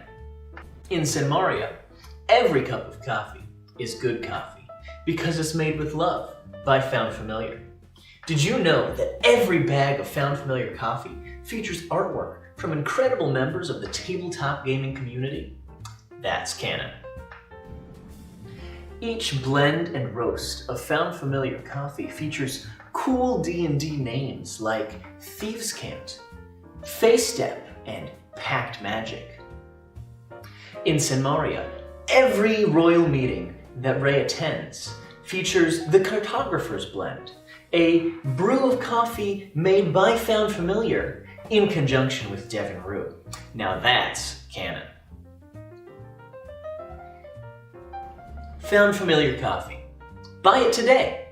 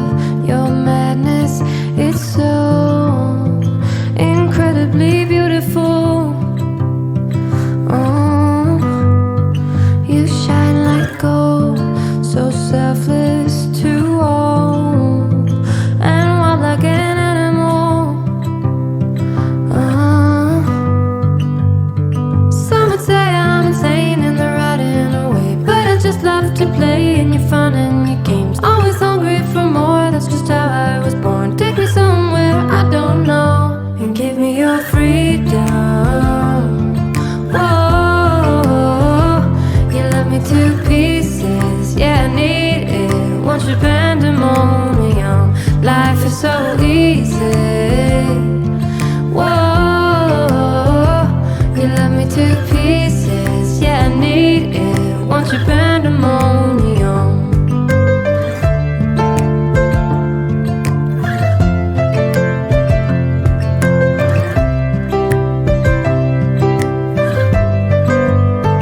The limit of love is endless, I know.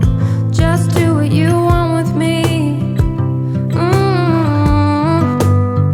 Yeah, I want it all. Could care less the cost. I give you my everything.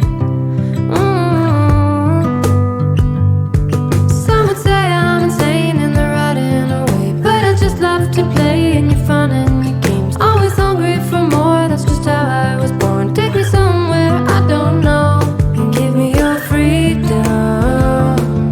Whoa, you love me to pieces, yeah, I need it. Want your pandemonium, life is so easy. Whoa, you love me to pieces, yeah, I need it. Want your pandemonium.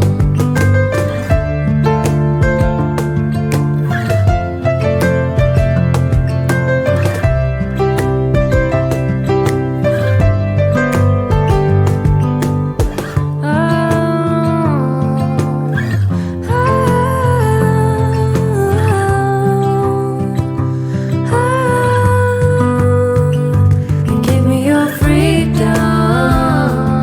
Whoa, yeah, me to pieces, yeah, I need it. Want your pandemonium, life is so easy. Whoa, you love me to pieces, yeah, I need it. Want your pandemonium.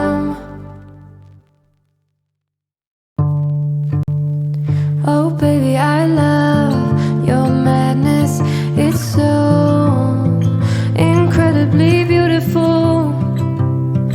Oh, you shine like gold, so selfless to all, and wild like an animal. Some would say I'm insane in the right and away, but I just love to play in your fun and your games. Always hungry for more, that's just how I was born. Take me somewhere I don't know and give me your freedom. Whoa, you love me to pieces, yeah, I need it. Want your pandemonium, life is so easy. Whoa, you love me to pieces, yeah, I need it. Want your pandemonium.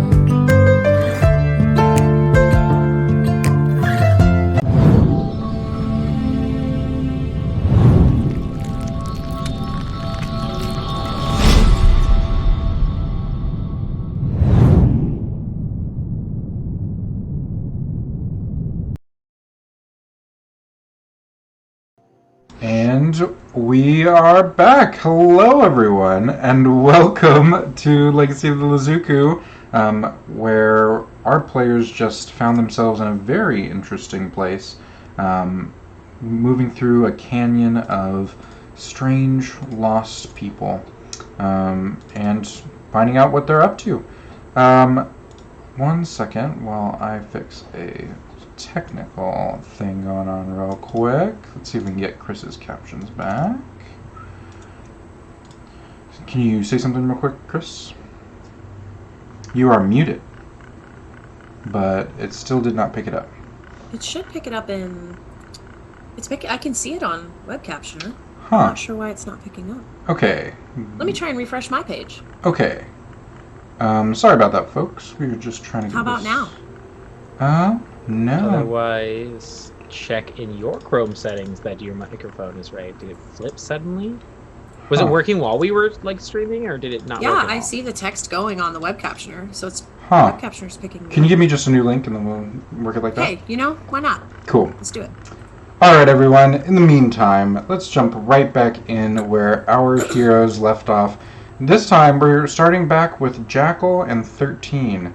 And Jackal and 13 just came back from the material world of Arasha, and have now followed the trail of breadcrumbs of Conley's family that he was leaving behind. And you kind of pass over a bunch of dunes of white sand and find yourself at the mouth of a very, very foggy and misty forest. Certainly got some distance while we were away. Yeah. Oh god. I'm going to level with you, Jackal. I am Okay. still pretty hurt from that last fight. That should do it. Do you want to take some time to just... Alright. Chris, I think you're not muted. Oh no. Sorry, the dog was crying and I'm trying to figure this It's out. okay. It's okay. Poor We're having a Marie. blast. Don't He's hiss upset. at 13 like that. Okay. Oh my gosh, amazing. But it should be working. So. Okay, I will put in your new link. 13, do you want to take a breather? I mean, we did just run across two worlds. The more I think about it, if in case we do have a fight, yes, I want to be at full strength, but I don't want to leave the two of them alone for too long. I mean, it'll be fine. We'll give them what? We'll take what? An hour? Sure, nothing will go wrong in that time. I'm sure they're using their level heads and even tempers to not to mess with anything in this world. So yeah, let's take. We will take a short rest. Okay, you were able to do so. Nothing really happens as you take a break and off the side of this strange forest that appears in front of you, and Conley's little elemental family continues to lead you down this path into the forest.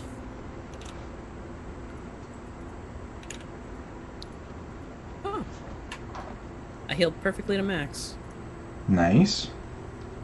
Is there a thing that you click on DDB to just roll hit dice, or is it like I need to roll Constitution? Oh, well, it's just straight D20s for me, or D8s. I'm not sure. I don't use it too much myself. No, I don't see anything. I just typically roll on the side. Sweet. So you let the hour pass, and as the strange flickering lights of the sky with the clouds and the stars behind it and its eerie glow fall down upon you, this force welcomes you in and has strange kind of living sounds everywhere, as if everything in this forest is alive.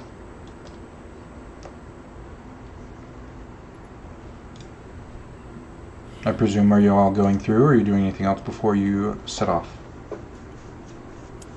Into the woods. Okay. There was a sea grandmother. You all enter into the woods and find yourself immediately kind of encompassed by a thicket of brush and trees. It makes a very kind of narrowing V shape, such that you can only see a sliver of the clouds and the stars up and above you, and this mist and fog continues to envelop most of it. You are able to find that it's a winding path, back and forth, corners and turns, and sometimes it seems like a turn continues on itself. And wasn't that the tree you just saw a couple times ago? Where you're not sure and you keep going, and you find that after a few minutes you run into a little bit of an alcove, and you start to hear a strange sound. Hell nope. Well, we're picking up little buddies, but that's it. That's Welcome to the fire. nope. You ignore it and move past it? Yeah? Yes. Okay. Then, ignoring strange sounds, after another couple minutes, you run into more of these strange sounds, this time in a group of them at least a couple voices. Jackal, we're plowing through here. Yeah, we are. I'm concerned that they also did. And you make your way. Pass through here with these things. You make your way through, continuing to pick up Conley's little friends, and after tearing through this forest, stepping over roots and vines, you emerge. And this time, as you kind of come to a clearing, you're all around you, your vision shifts from this fog-shrouded forest to what seems like a arid, canyony plateau area of rock. And after kind of walking down this rocky path for a few minutes, you come across what seems to be... Wait, is that Savant? Seems that you find a form of your friend sitting on the path farther down. Okay, great. It's just far in the mist, so you're not quite there. Are our little buddies leading? They are. This is the last couple of few, it looks like. Alright. Sivan, where's Conley? Savan, from the other side of the large canyon opening, you hear the voice of Jackal through the mist. Jackal, are you a ghost? No. 13 pinches, Jackal. He feels real to me.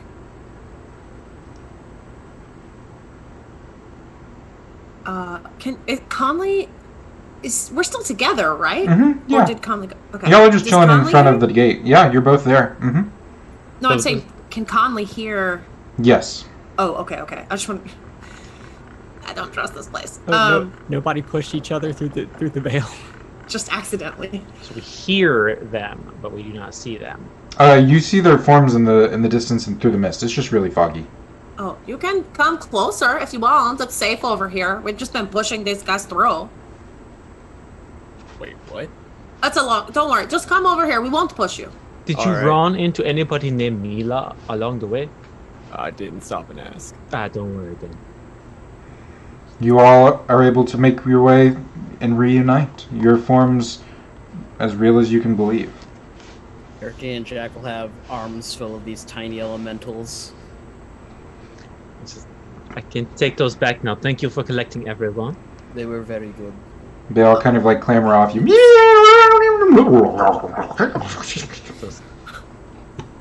All my little kids back in my sleeves and on my pockets. Is your friend okay? 13? The medicine man who was there said that she will be stable for the time being. Okay. Are you okay? What is the expression that the outsiders use? Jury is still out on that. Okay. Well, I'm glad you're here. I'm glad you're both safe. 13 and Jackal, as you join Savan and Conley further down this path, you see that this rocky area opens up into a massive canyon pit, and you can't even see the back walls, but you can see that this archway that I should have told you about, but y'all would have, y'all heard it the first time. You saw as you were entering the forest this very large arch in the background, and now you see it in its full glory, where you notice the same pattern of boulders, and maybe not. And you can tell that whatever is happening with the sky, it forms this strange, almost like a cloth that is pulled at one end, except for opposite, and seems to funnel down like fabric into one point within the bottom of the pit. That's weird. So what we have figured out so far is that the first and foremost, This whole thing, bones. It's just all bones. The souls, they are waiting in line here to cross over. I think this is the other side. They weren't exactly moving when we got here, so that part doesn't matter. What we do know is that the souls go to this side. I have not found mine yet, so I think mine is either over there or I lost track of it along the way.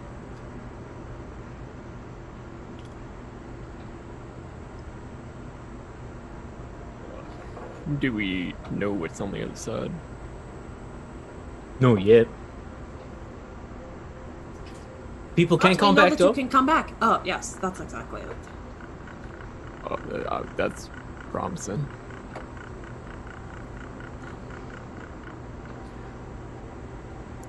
So maybe we should find a way to send two and have two stay out here, or send one, or all go, or I don't know really what the best course of action here is. I have a broken soul, so I will go through first if someone holds on to me. If I don't die, then I think it's okay for the rest of you. We should find something to tether to that the line will not fuck with while we are outside. Unless somebody has a better plan.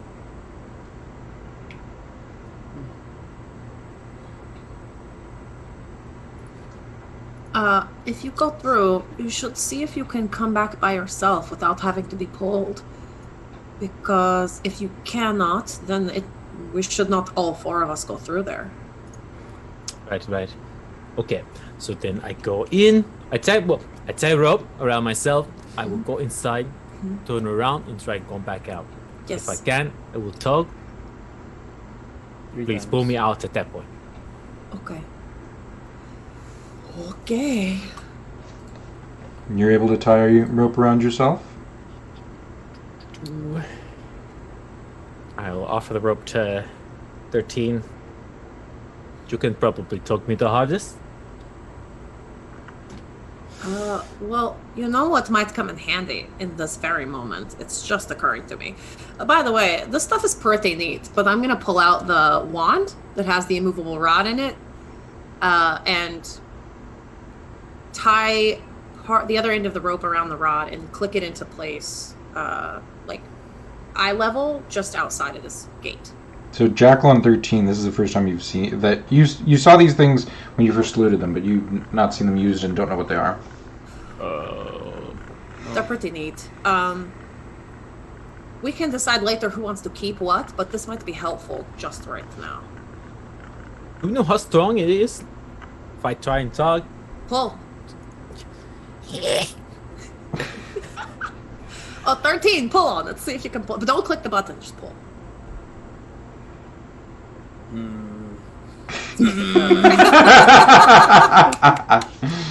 It does not budge. Yeah, maybe. Okay, I think it's strong enough magic to hold us. Okay. I'm going to head up to the threshold there. And kind of like look forward again into the quarry. And then just take a couple of steps back and just do a running leap into the unknown. Okay. Conley takes a running leap into this archway curtain thing, and immediately his form is disappears to the rest of you. And not soon after, Conley, you get a kind of a whoosh as you pass through this strange curtain. This rippling, strange, cold feeling encompasses your body as you go through. And then right as you're able to open your eyes on the other side, you, boom, immediately hit another person. And suddenly you fall down and fall on your knees and find yourself on solid ground, and you just ran into a pile of at least 50 bodies that are now stacked up on each other, directly on the other side of this curtain. Some are on the ground, some are standing, some are sitting.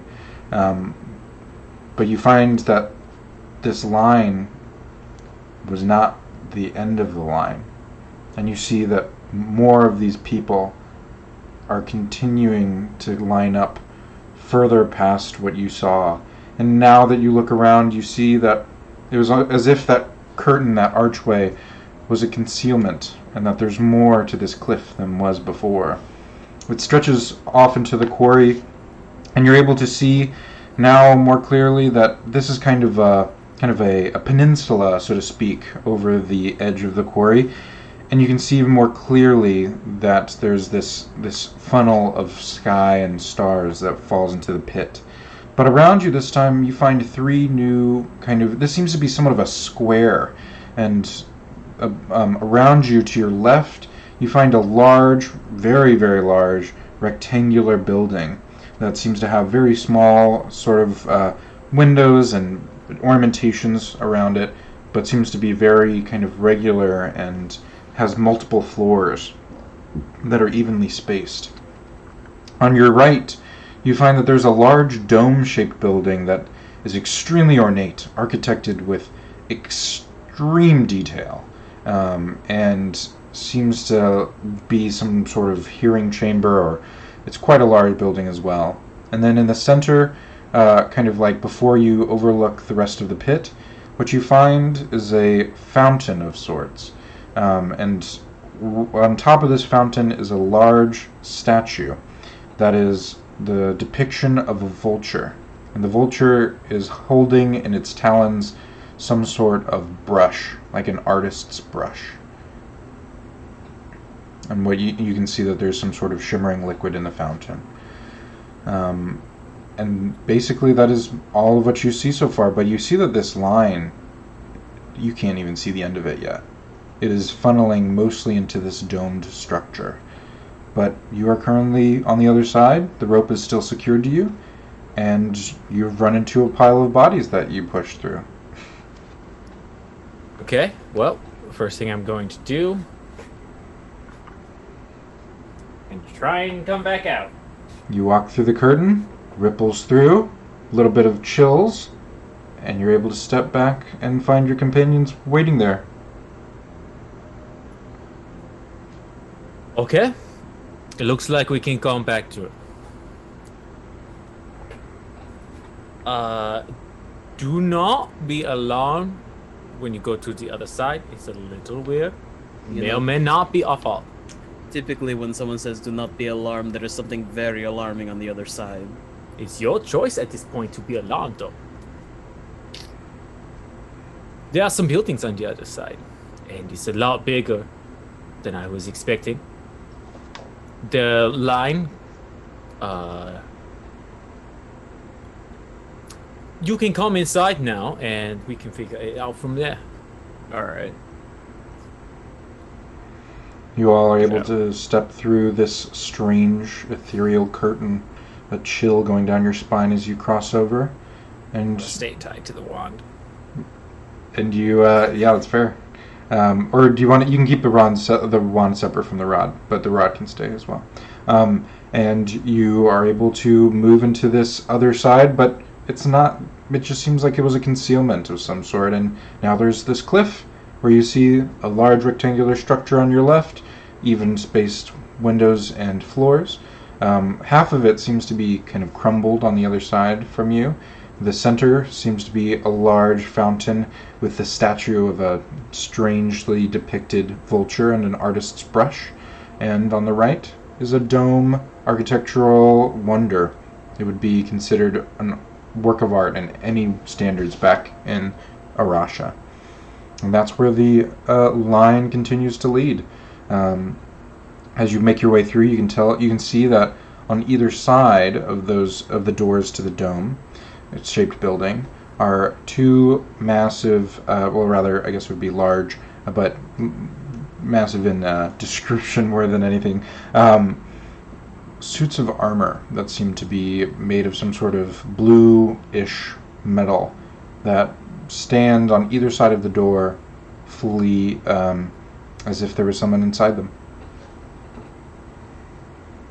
You said the line is heading, or at Into least the doors. attempting to head that way? Yep. Okay. Does the rectangular building give off the same type of architecture vibe as the Wayfinder's temple way back then? It does not. This the architecture of the building, the rectangular building, seems to be more utilitarian. It seems to be. You can see it's made with very large stone bricks, and seems somewhat very sturdy of a fortress. There's small ornamentations on like the little sills and pictures of birds mostly, but besides that, you're not really able to pick up what it is yet.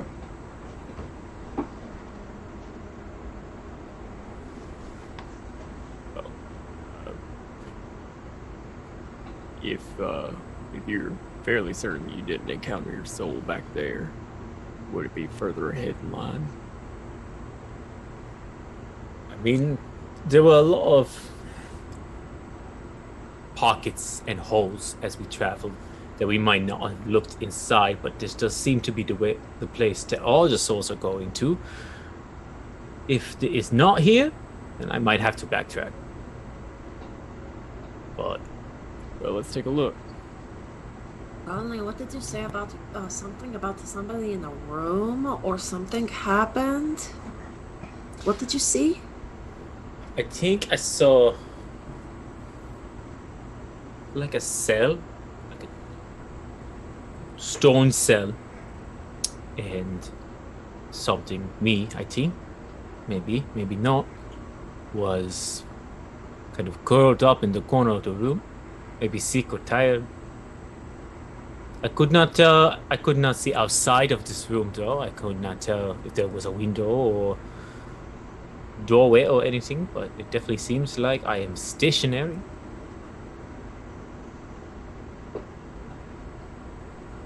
Okay, so We are then you talking might about not be in myself. this line, right? If you're in a room, you're probably not in line. Okay, so we can assume I am not one of the outside people. Well, I mean, we're surrounded by stone buildings, so maybe you're in one of these buildings? If this one with the dome on it, is where people are trying to go, maybe I'm in that one. And I'm pointing over at the rectangular building. Makes sense. It doesn't look like any soul is like walking towards this building, right? Nope. Okay. This is my best guess. Does it look like an easy path of entry, or is there any doorway to this building at all, or? You can see that the fountain makes kind of a square, and on either side are the two, like there's a very light paving of the stone before these buildings, and you can see that kind of like symmetrically to the entrance of the dome, there's a very large but very barred and kind of heavy stone door that seems to be the main point of entrance that you can see into this rectangular building. Seems to have a lot of strange markings and a bust of a vulture on either door, and definitely, yeah, if you walk over to the building, you can see that there's a lot of scrape marks on parts of the stone below you, signs of possibly forced entry or people being taken away without their consent, and yeah, that's all you can gain.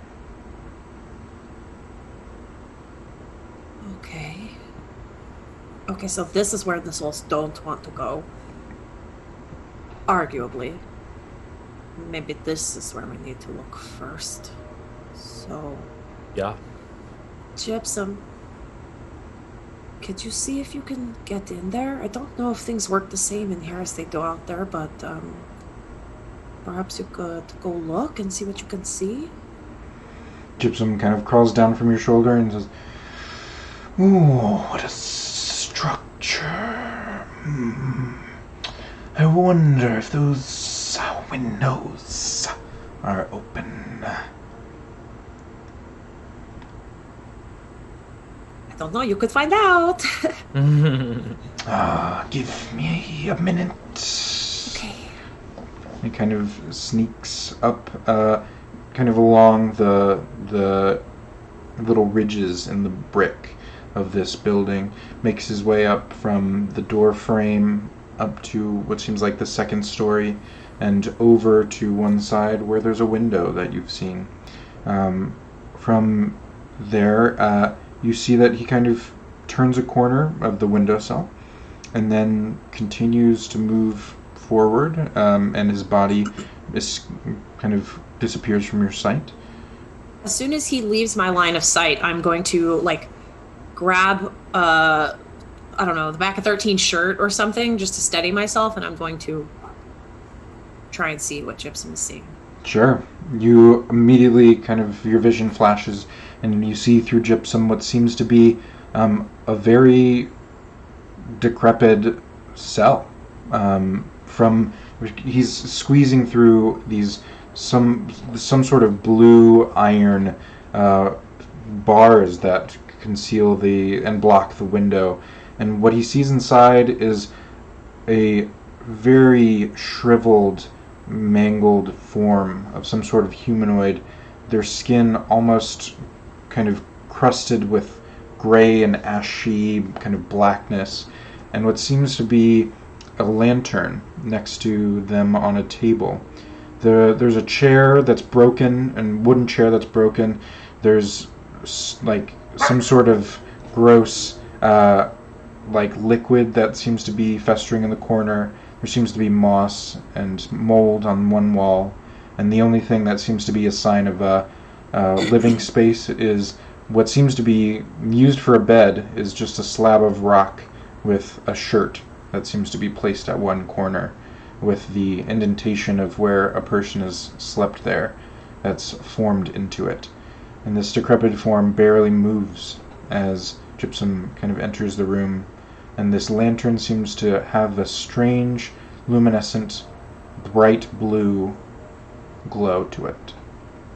And you can see that out just a little bit farther is a door with wooden, but with a iron kind of window with bars over it that is very just yay big-ish, that you can see very vaguely through as Gypsum at the moment, but it seems to be entering into a hallway of some sort.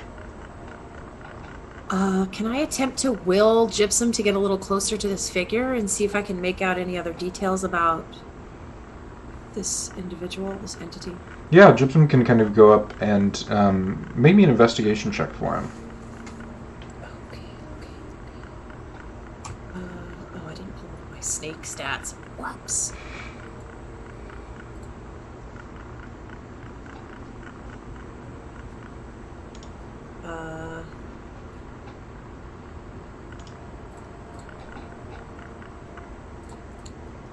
Sorry about that. 1 second. It's okay, no problem.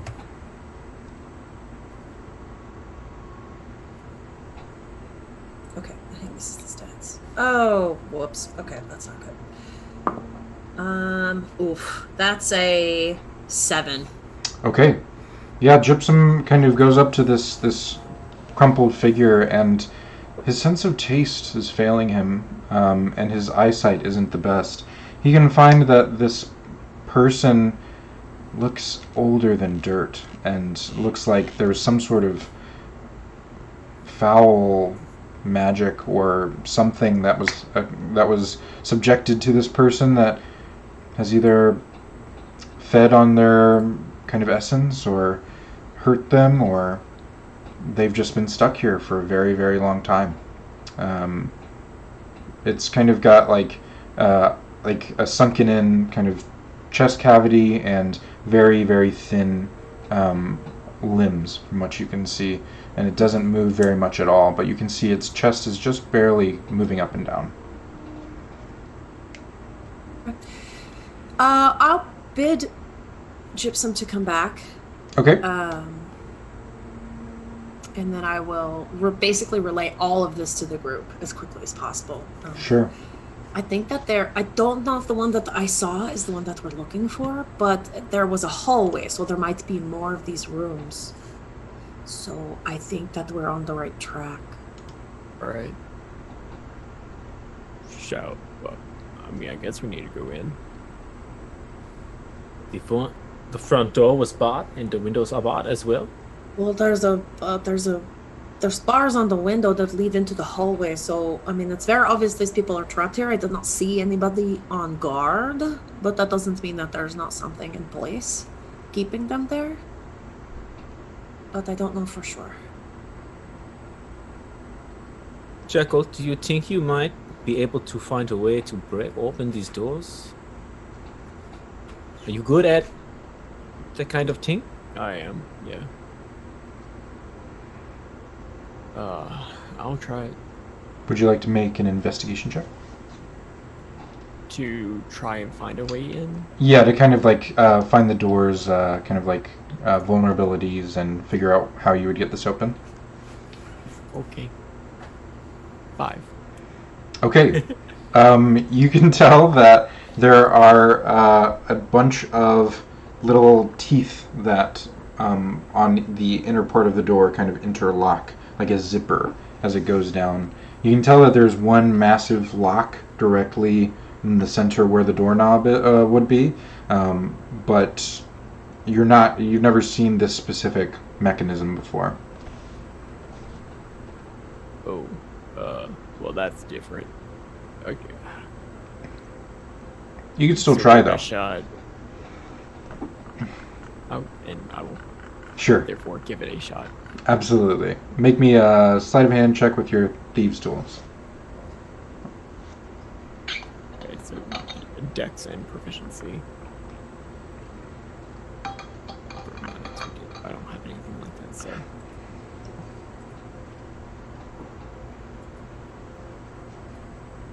$15. Okay. Oh wait. Plus dex, so 19. Okay. So, Jackal, your kind of like focus is on this massive lock. You're very familiar that even though there might be other mechanisms, a lot of them are kind of interwoven with each other, and your thieves' tools are not designed for whatever is not usually designed for whatever created this lock, but you're able to kind of understand how it's doing what it's doing. It's as if someone that was in your modern day just rearranged how they did modern lockpicking. Like it was a different style, a different time, a strange part of history that this was built in. But you can put all the components together, and after a sizable amount of jimmying and having to use 3 lockpicks at once in a strange formation, you're able to hear a click, and as you do, you hear a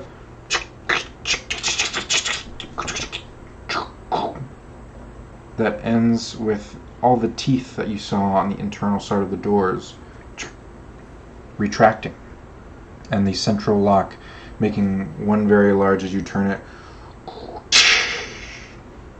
That seems to resonate out somewhat loudly in this otherwise quiet area, but you seem to have gotten it open.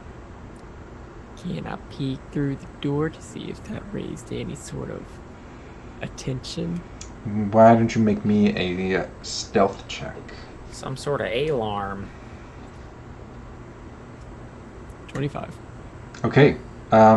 You feel like you're able to very, very slowly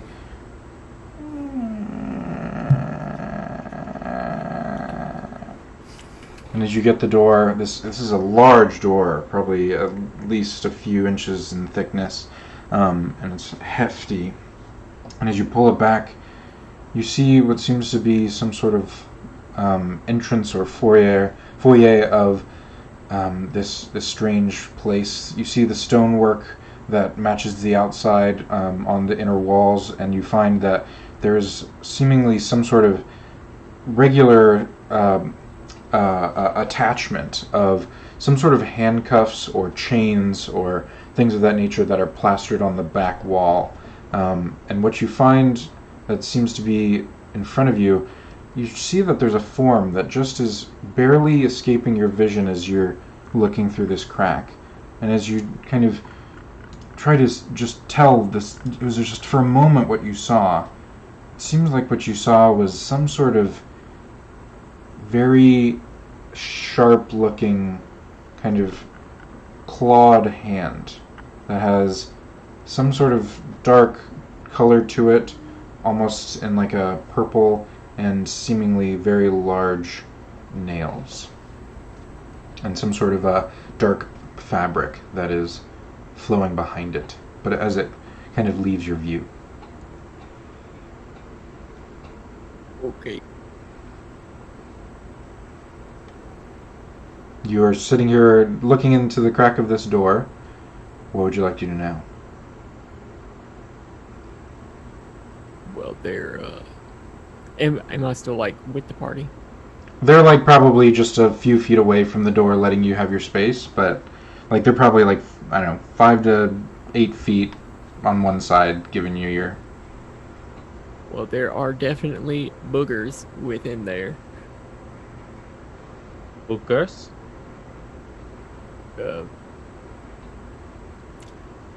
Things with very, very long claws that appear to be somewhat humanoid. I only got a little bit of a glimpse of it.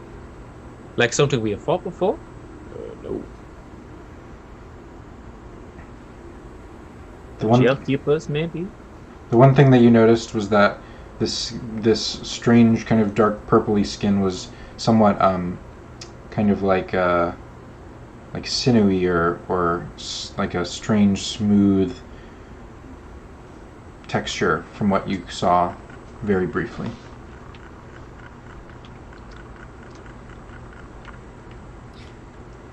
Well, shall we? Okay. Chaplain's out.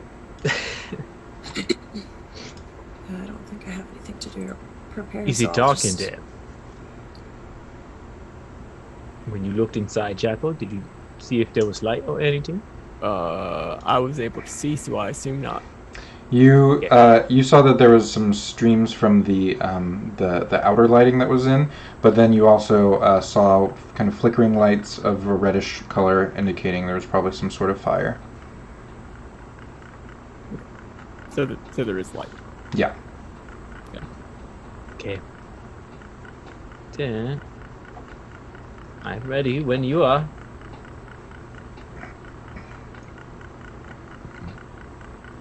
Okay, are we trying to do this quietly, or are we just gonna go for it?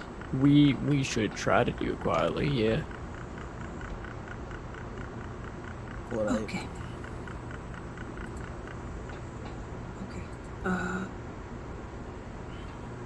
Don't have any like prep work spells or anything, so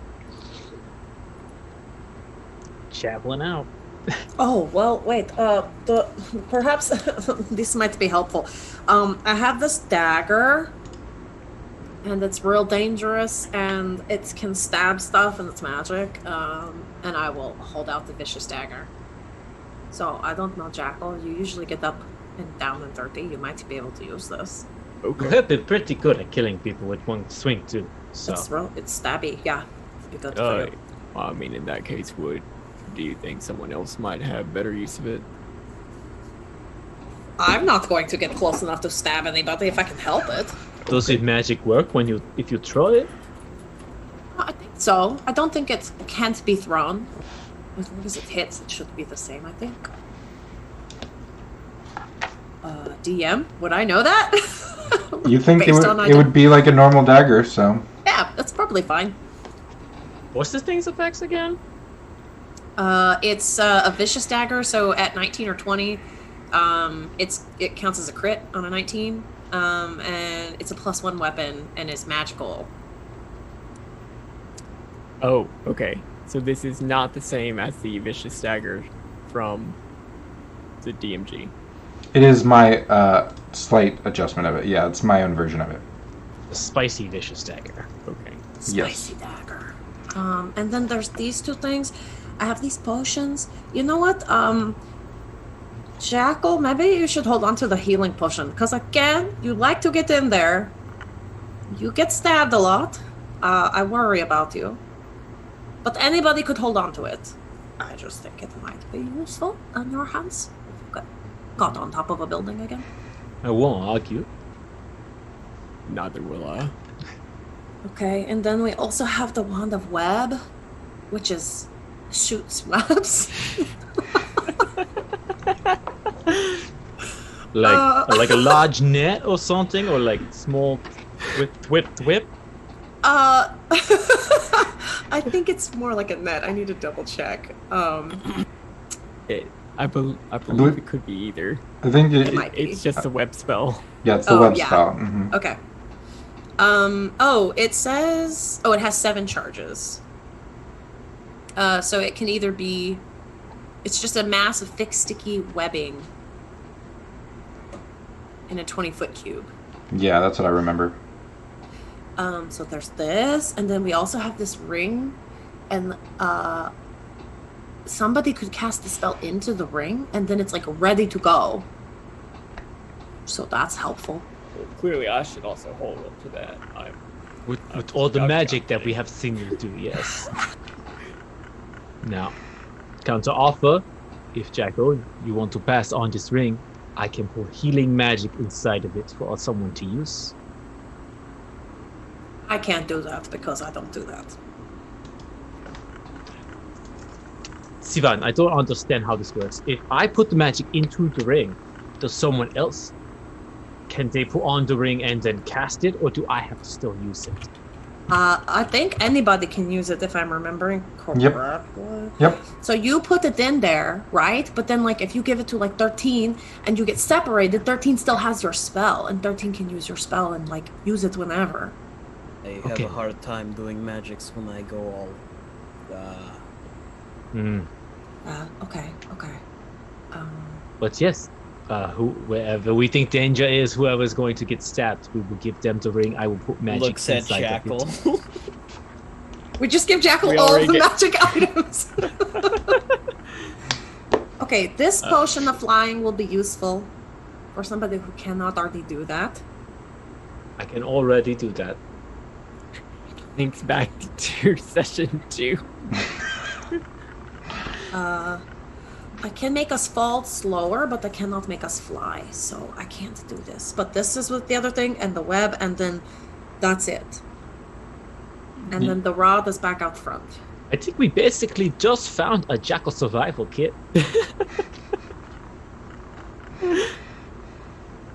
13, could you use the flying potion? Would that be helpful to you? Imagine, if you will, a large catman with a snake tail flying through the air at you. Please take this potion. I like the way that sounds. That also may come in handy in case we get another on-the-ceiling snake woman. Okay, so Jackal has the healing potion, 13 has the flying potion, Jackal has the dagger. We need to put a ring into the spell into the ring, or it's not going to be useful. We should do it now. Do I have any good charges of slots left? By the way, Sivan, you notice that there's actually seems to be some sort of magic that might also already be in the ring. Oh.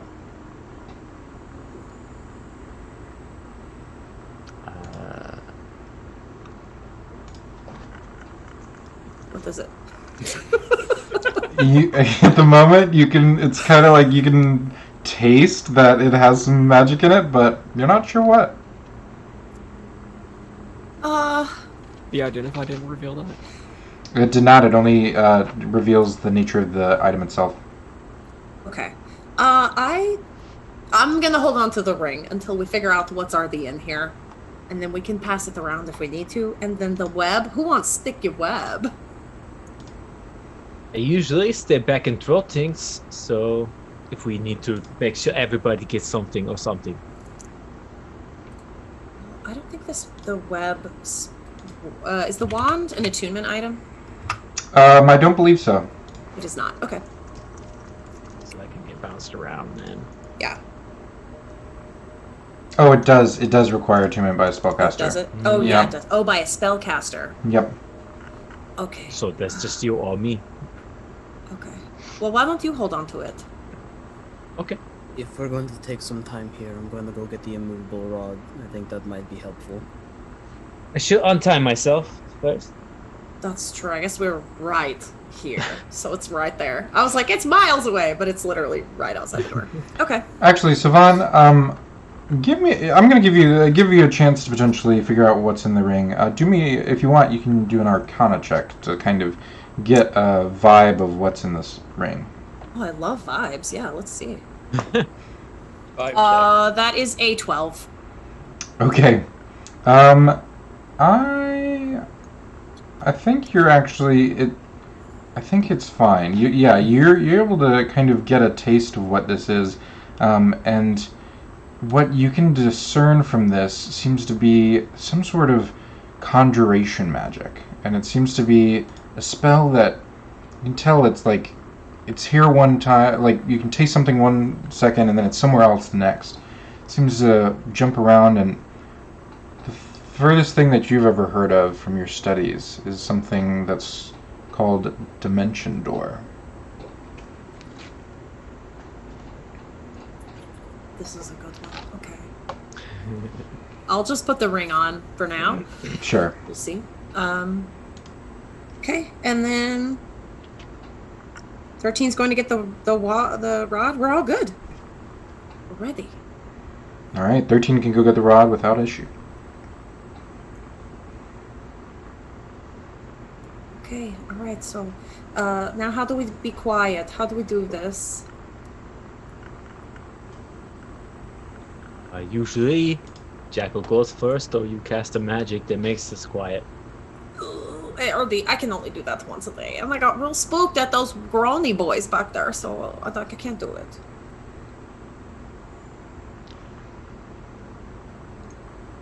How sneaky am I'm not very sneaky. I can try and sneak, but I think we should all keep a good distance from us and Jackal, so that when we actually make too much noise, somebody can stay hidden. Okay. Yeah, in that case, Jackal will sneakily go through the door ahead of y'all.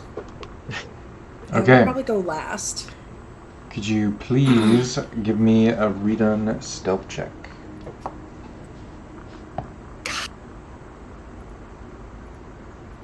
It was hovering on the 20. Like, it was skidding. Mm-hmm. And it rolled to a 2, so that's a 12. Okay. Good to know. So you are able to open this massive door and kind of sneak through the crack in it. You currently don't see whatever creature you saw before, and you were able to slip in undetected so far. What's happening now? I'm going a little bit. Okay. And I guess looking around for souls that look like Conley. Okay.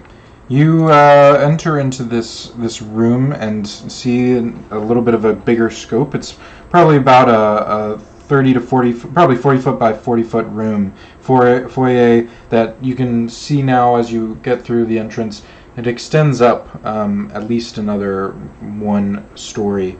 And what you see as you move through, there's columns in different parts, and there seems to be, like I said, a bunch of fixtures that hold chains and a large kind of weight and handcuffs. There seem to be kind of rusted tools and swords that are next to the doors here. There's broken wooden furniture strewn about, a table that's on its side, and then there's kind of these strange, like, mysterious doors that are on either side of the hallway.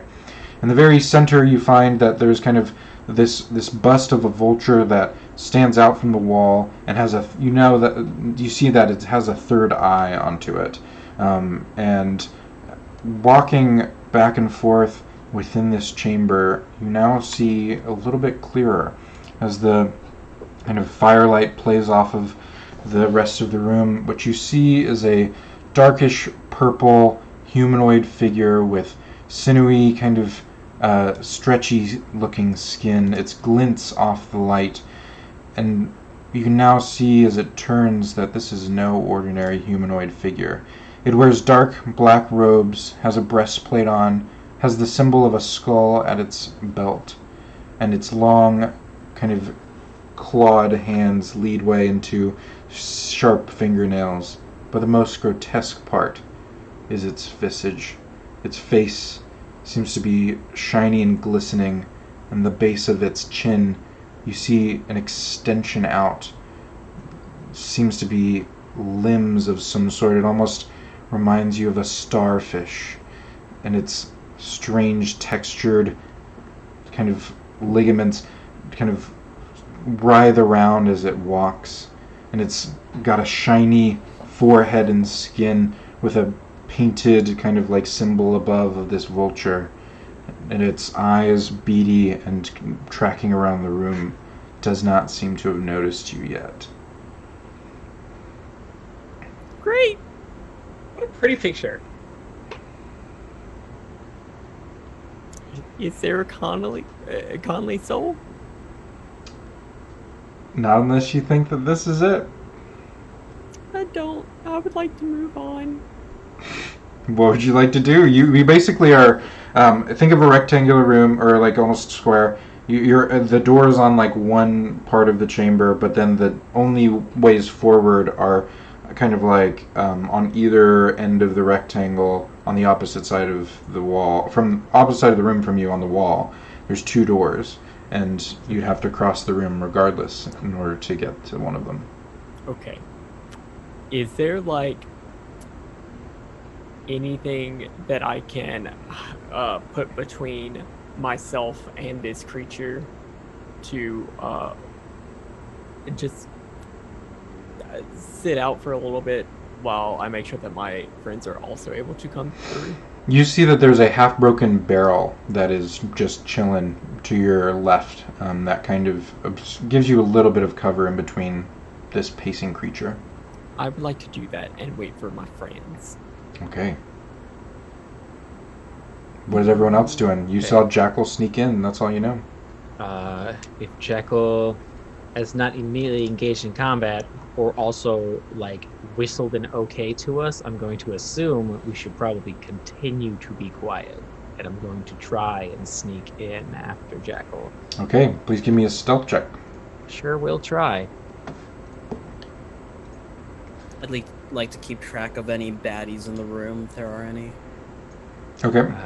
And then 14. Okay, good to know. You are able to kind of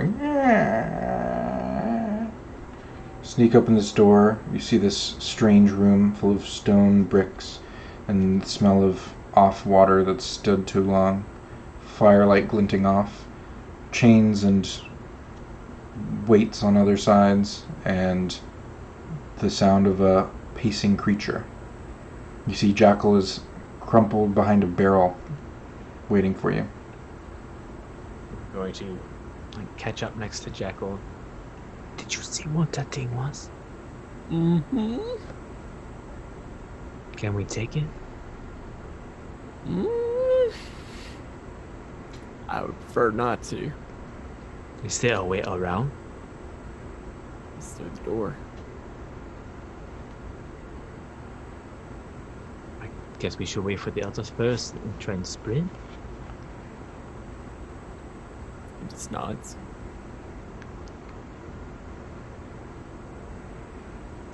How many feet away are we from the doorway? So I'd say the door itself is probably about has about 3 feet of its own like tiny little entranceway that is basically just an extension of the room. So we're just like right inside. Yeah, so you're like in a 3-foot just kind of like doorway kind of before the door itself that swings outward. Okay. So then inside Sivan and 13 and Jackal's heads, you hear me speaking. Jackal sees a monster in here. There's a room we can try and go to. You can hide if you come right inside. But stay quiet. Also, I am inside your brain. I am sorry I forgot to ask for permission. As looks to Sivan. Hate it here. as Conley says this through your thoughts. You all kind of feel a little bit of a strange tug on your minds for a second. And suddenly, as Conley says that, kind of like, sorry, I'm in your minds, I didn't ask permission, you hear a strange, breathy tone in your minds, enters your consciousness, and says, I won't ask permission to kill you. And suddenly, Conley and Jackal, a large tentacle smashes through this barrel to reveal this creature directly in front of you. Its piercing gaze looking into your cells, and you can tell that it is also in your brain. And that is where we are going to end the session for tonight. All right. Of course it's telepathic. Why wouldn't it be telepathic? All right, let's go around and do some sign-offs. Who wants to go first? And your favorite part? Should we do Patreons first or ourselves? We can do the patrons first. Yeah, let's do that. So, we want to dedicate this time to our wonderful Warm Fuzzies, our Patreon supporters. We really appreciate what you do, and we want to call you out individually for how awesome you are as our Warm Fuzzy tier. So, we're going to start off with Bel Chavez! El Chavez! Next we have L Street Gaming! L Street Gaming! Next we have Rick O! Rick O! Then we have Strix. Strix! Then we have Deborah. Deborah! And lastly but not least, Blessed Elua. Blessed Elua! Thank you so much, Warm Fuzzies, for what you do to keep our stuff going and paying for our art. So, who would like to sign off first after that tense ending? Hey everybody, it's me, RJ. You can catch me at RJustice282 on Twitter and Twitch, where I tweet about the nerdy things in my life and sometimes stream with my friends. Next time I'm going to be on is tomorrow, where we're going to be playing Valheim with some new people. It's going to be great. I'm going to try and lead a troll into camp and see how they do. You can catch myself and Connor over on the Indoor Adventures channel on Mondays. I play a Shatterkai wizard named Calum. He lost his daughter to the Realm of Shadows, and now they gotta go back and get her. It's gonna be fine. Wednesday's here. You can catch me as 13. Over at GGK on Thursday, I play as Jarvis Hawk, a magic man who is also a con artist. They're about to have a bathhouse episode. It'd be cool. And we're finally wrapping up a couple of things for our Princes of the Apocalypse game, also on GGK on Saturday night. We switched over to a game system called Shotguns and Sorcery. I play a tiefling named Yorha Vainglory, and he uses a bazooka like an insect glaive, for those of you who play Monster Hunter. Also on Sundays, in the mornings, I play a cleric sorcerer, and the party is about to meet his family, and his girlfriend will be there, and that's just gonna be like full chaos. What was your favorite part? Oh, my favorite part, just getting, like, the last half, getting into this, like, creepy-ass necropolis, and then all of a sudden, I don't need your permission to kill you. Just, that's a good way to end an episode. Awesome. Who wants to go next? Okay. Hi, I'm Cyber.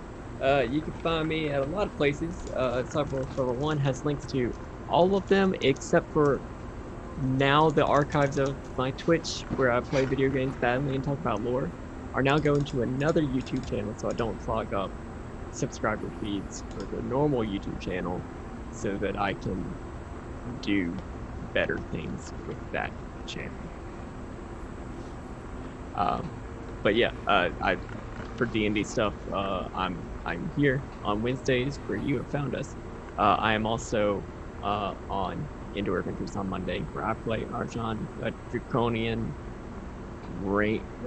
Ranger cleric. That's what he is right now, right? And I'm about to go talk to Shar. So that's fun. Neat. What was your favorite part? As someone who has been just tearing through Ben Richten's Guide to Ravenloft and all the creepy horror stuff, the psychological horror that you have injected into this session has been wonderful. Especially with like the echoey lost souls and now surprise. Here's a mind player. Maybe. All right. Chris or Mike, who wants to go next? I can go next. Hi, I'm Chris. I am a TTRPG actual play podcaster and streamer. You can find me kind of all over the place. Here on Wednesdays, I am a cast member of the Faeforge Academy podcast, which is a D&D 5e podcast set in a magical school in a homebrew world that was created by the Bad DM.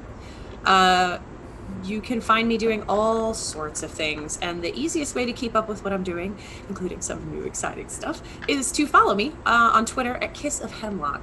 My favorite part, I don't know. We had a lot of good moments. In the session. I guess my favorite part was,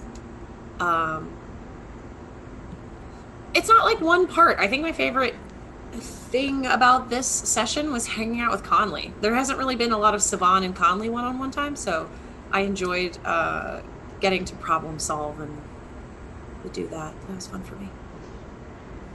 Sweet. Take us home, Mike. And hello there, everybody. My name is Media Flare. I am your local voice actor. Not a lot going on in my schedule as of right now, as things are being rearranged. So, in the time being, I am here on Wednesdays as Conley, as you very well should know by now. And there might be some new things coming up in the future, as you can tell by my Twitter polls, but we'll get to that one, alright? Otherwise, my favorite moment was the corpse pile paved with good intentions. I liked the image of just like, well, we tried. It made things worse, but we tried. That was awesome. And hello, everyone. I'm Luke, your DM for tonight. You can find me on Twitter at Dr. Petrichor, where I talk about turtles, and I just need to actually post things more often, get over my social media anxiety, but I talk about video game cinematics and all sorts of things related to that and TTRPGs. You can find me here on Wednesdays, as you can see, and then also we will be finishing, Chris and I actually will be finishing a project called The Many Moon Melody over on Meta Initiative's channel, which should be finishing up next Sunday, this upcoming Sunday. Is that right? On the 6th, I believe? Or no, 20, I believe it is. Yes. Yes, this upcoming Sunday. On their channel, so look out for that and follow them on Twitter if you want to find us there. I believe that's at 5:45 or 6 p.m. EST. And I think that's it for me. My favorite part tonight was I really liked how cautious y'all were about going through the arch and not knowing what it was, and me just being like, they don't know anything and I'm not telling them, and letting you figure it out. That's just kind of fun. A little bit maybe evil DM side of like, you know, seeing your players figure it out, but that's always part of the job. And it was just fun seeing y'all investigate it and try it with rope and things like that. So I think that's it for us, friends. Thanks for joining us tonight and sticking with us.